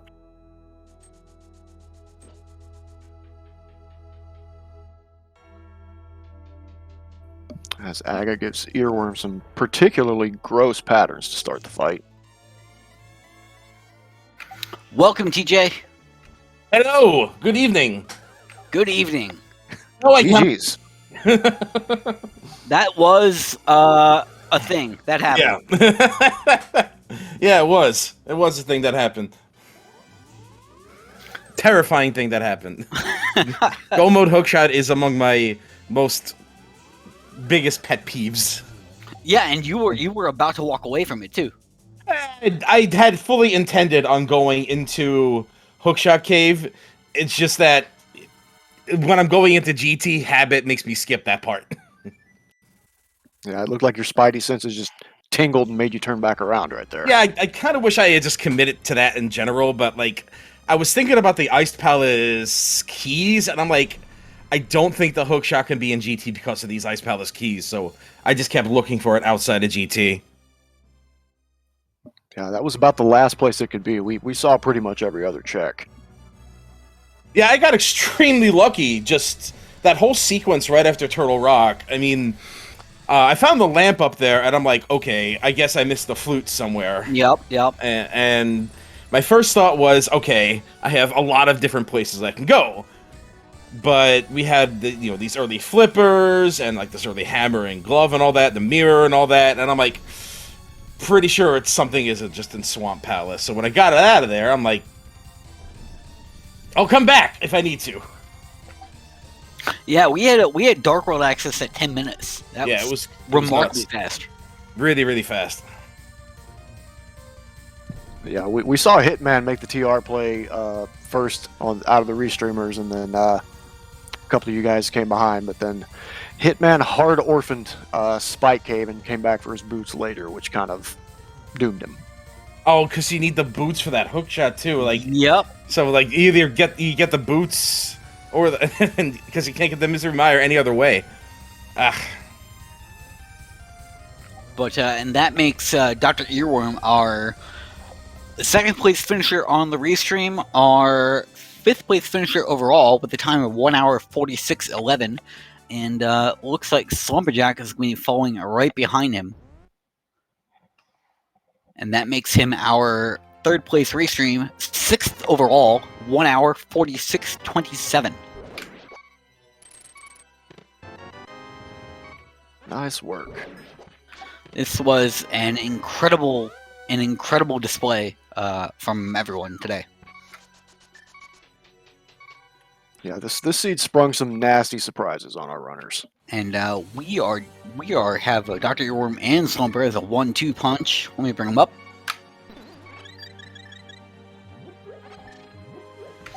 Welcome, Dr. Earworm, Slumberjack. Well done.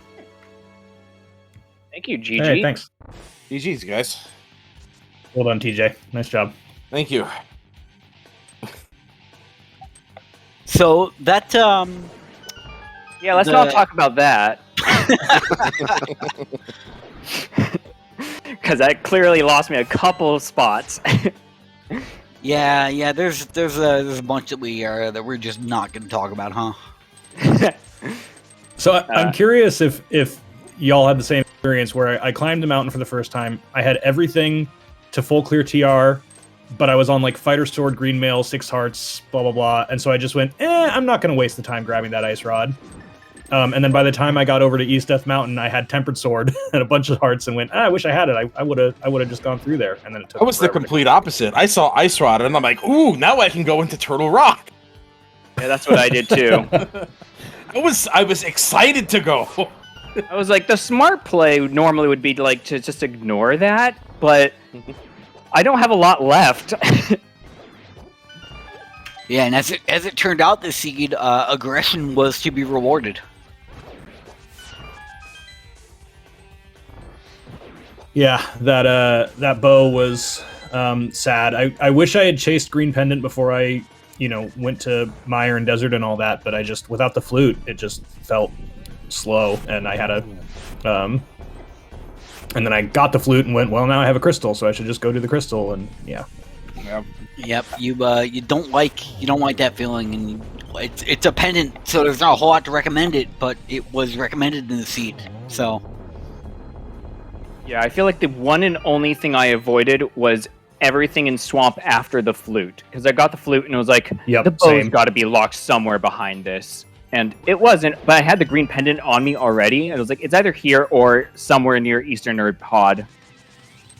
I think my thought process was that, like, the fire rod didn't lead to diddly squat. Like, there was nothing there. So, like, I was between that and the proper medallions and the starting red cane. I figured Turtle Rock with the green pendant would have something. I was banking on, like, hook shot, but I wasn't expecting a bow on green pendant. Yeah. I wish I had recorded the sound I made when I got that bow off the green pendant. Like, You probably couldn't duplicate it even if you wanted to. well, imagine the sound of a dying motorboat, and there you go.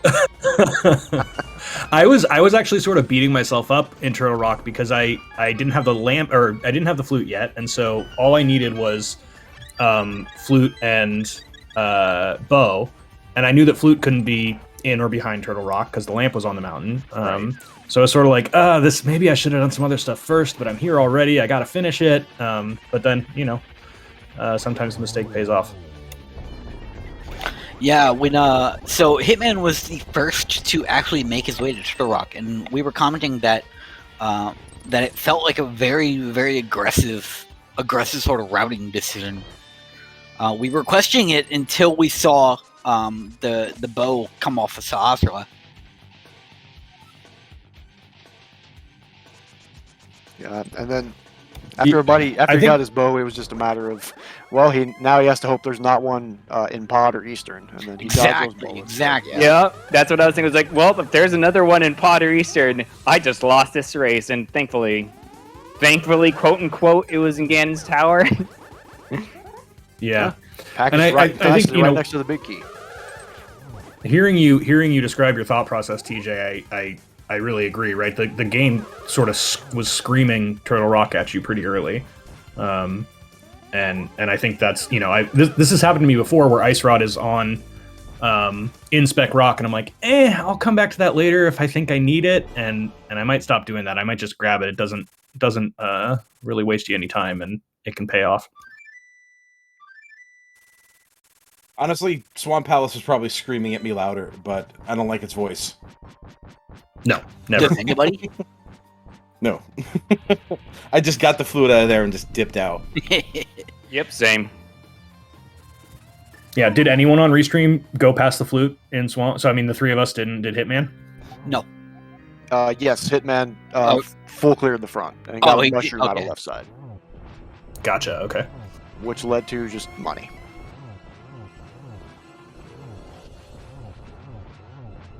Oh, man. That was something. It was something. That was... Something is about all I can say about it. Yeah, I feel like the only good thing I did during that whole entire thing was avoid Eastern and Pod for the longest time possible. Because I think I last locationed it pretty much other than Swamp, the rest of it. Got the bow on the way there, and I was like, okay, well, that's convenient. Maybe someone else double dipped it. Maybe. Well, it's awesome to be able to race against you guys, and like out of us four, I'm definitely the favorite for fourth, and so getting anything other than smoked on Restream is something. I'm happy with that. Yeah, if you watch the replay, you'll know why you were ahead of me in the first 5 minutes. Oh no, what happened? I may have gotten the mirror and immediately used it. Oh, no. I was really tempted. I was very tempted. I saw him like, I'm gonna go back into the other room like I do in Inverted. Yeah. So I lost nearly 2 minutes to that alone.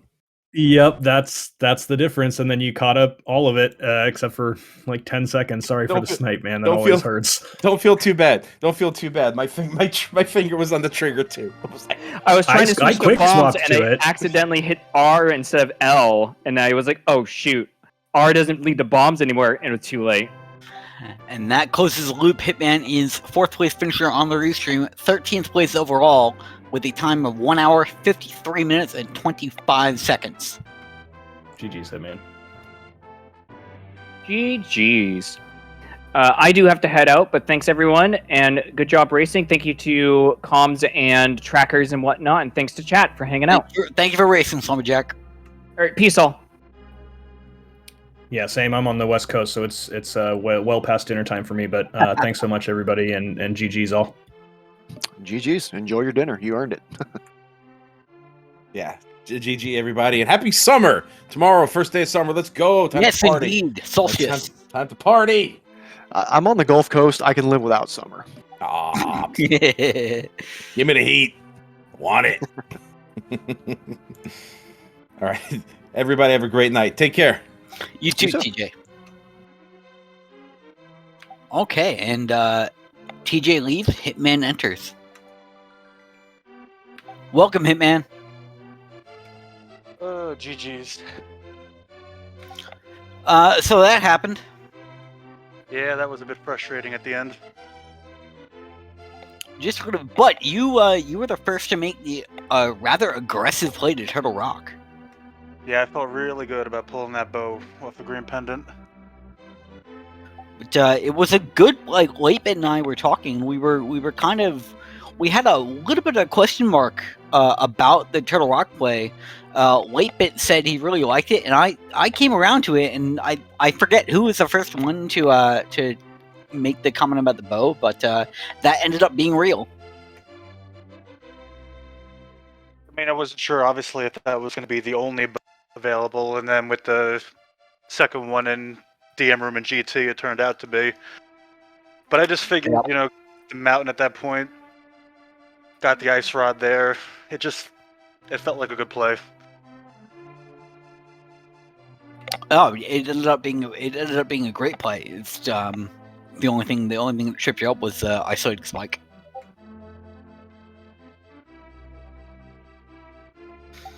But, Yeah, unfortunately, it didn't do Spike Cave after Turtle Rock, but those are the breaks, you know. That's Yep. Rando. that's Rando giveth, Rando taketh away, and in this case, it took away. And then with Ice Palace, the small key layout, I knew the hook shot wasn't in GT, so I mean, I knew it could have been in Hookshot Cave, but at that point, I don't want to go, you know, make that extra climb up the mountain just for it not to be there. So I just wanted to cover my bases before I went up. Absolutely.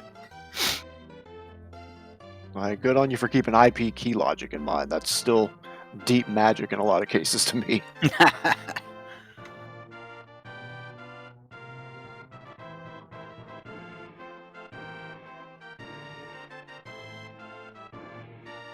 But yeah, you definitely took a sizable lead after that early TR play, and then we realized you had hard orb and Spike Cave, which, that's rough. Yeah, it's unfortunate. And then, you know, just hoping that the hook shot is there instead of the boots. Because the boots that just opens a whole nother can of worms. And worms they were. But otherwise, it was a pretty fun seed, I thought. Oh, it was a good seed. It had you running all over Hyrule, and then it rewarded aggression going into Turtle Rock like super early.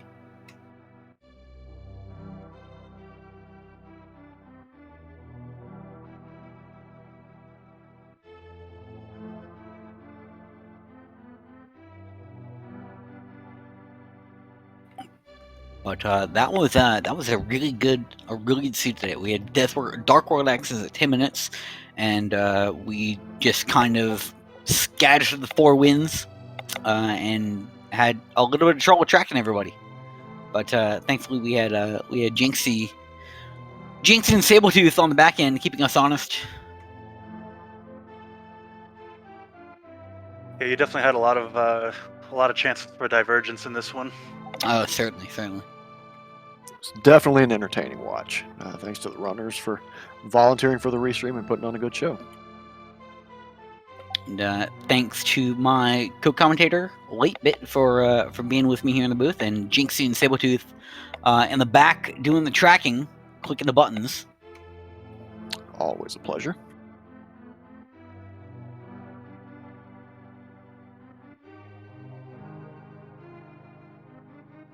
That said, once again, give these runners a follow. Give myself and my co-commentator a follow. Give our trackers a follow, because these restreams, it takes all of us. So It takes a village to restream, indeed. Yeah, thank you all for this, and thanks to everyone for watching. Yep, I think that's gonna about do it for us here, Late Bit. You think? I do believe you're right. All right. Once again, this has been the Speed Gaming Network, Speed Gaming 4. We do a lot of speed racing all the time, so if there's a game that you would like to have speed run, odds are we have done it and will do it at some point in the future. Speed Gaming and Speed Gaming 2 through 6, I believe. We have races going on all day and night, so if you like something, we probably got it for you. Looks like Speed Gaming Prime right now has Link to the Past Randomizer main tournament match going. That may be over. It's pretty deep in progress. And then Speed Gaming 3 has SMZ3 Rando hard mode going. So Oh yeah. if those are your cups of tea, you can hop on over to those channels. Yeah, Speed Gaming 3's got SMZ3 is actually really, really impressive. It is a stroke of luck that it even works at all, and the creator Total is some kind of deep black magician for making it work. That's putting it lightly.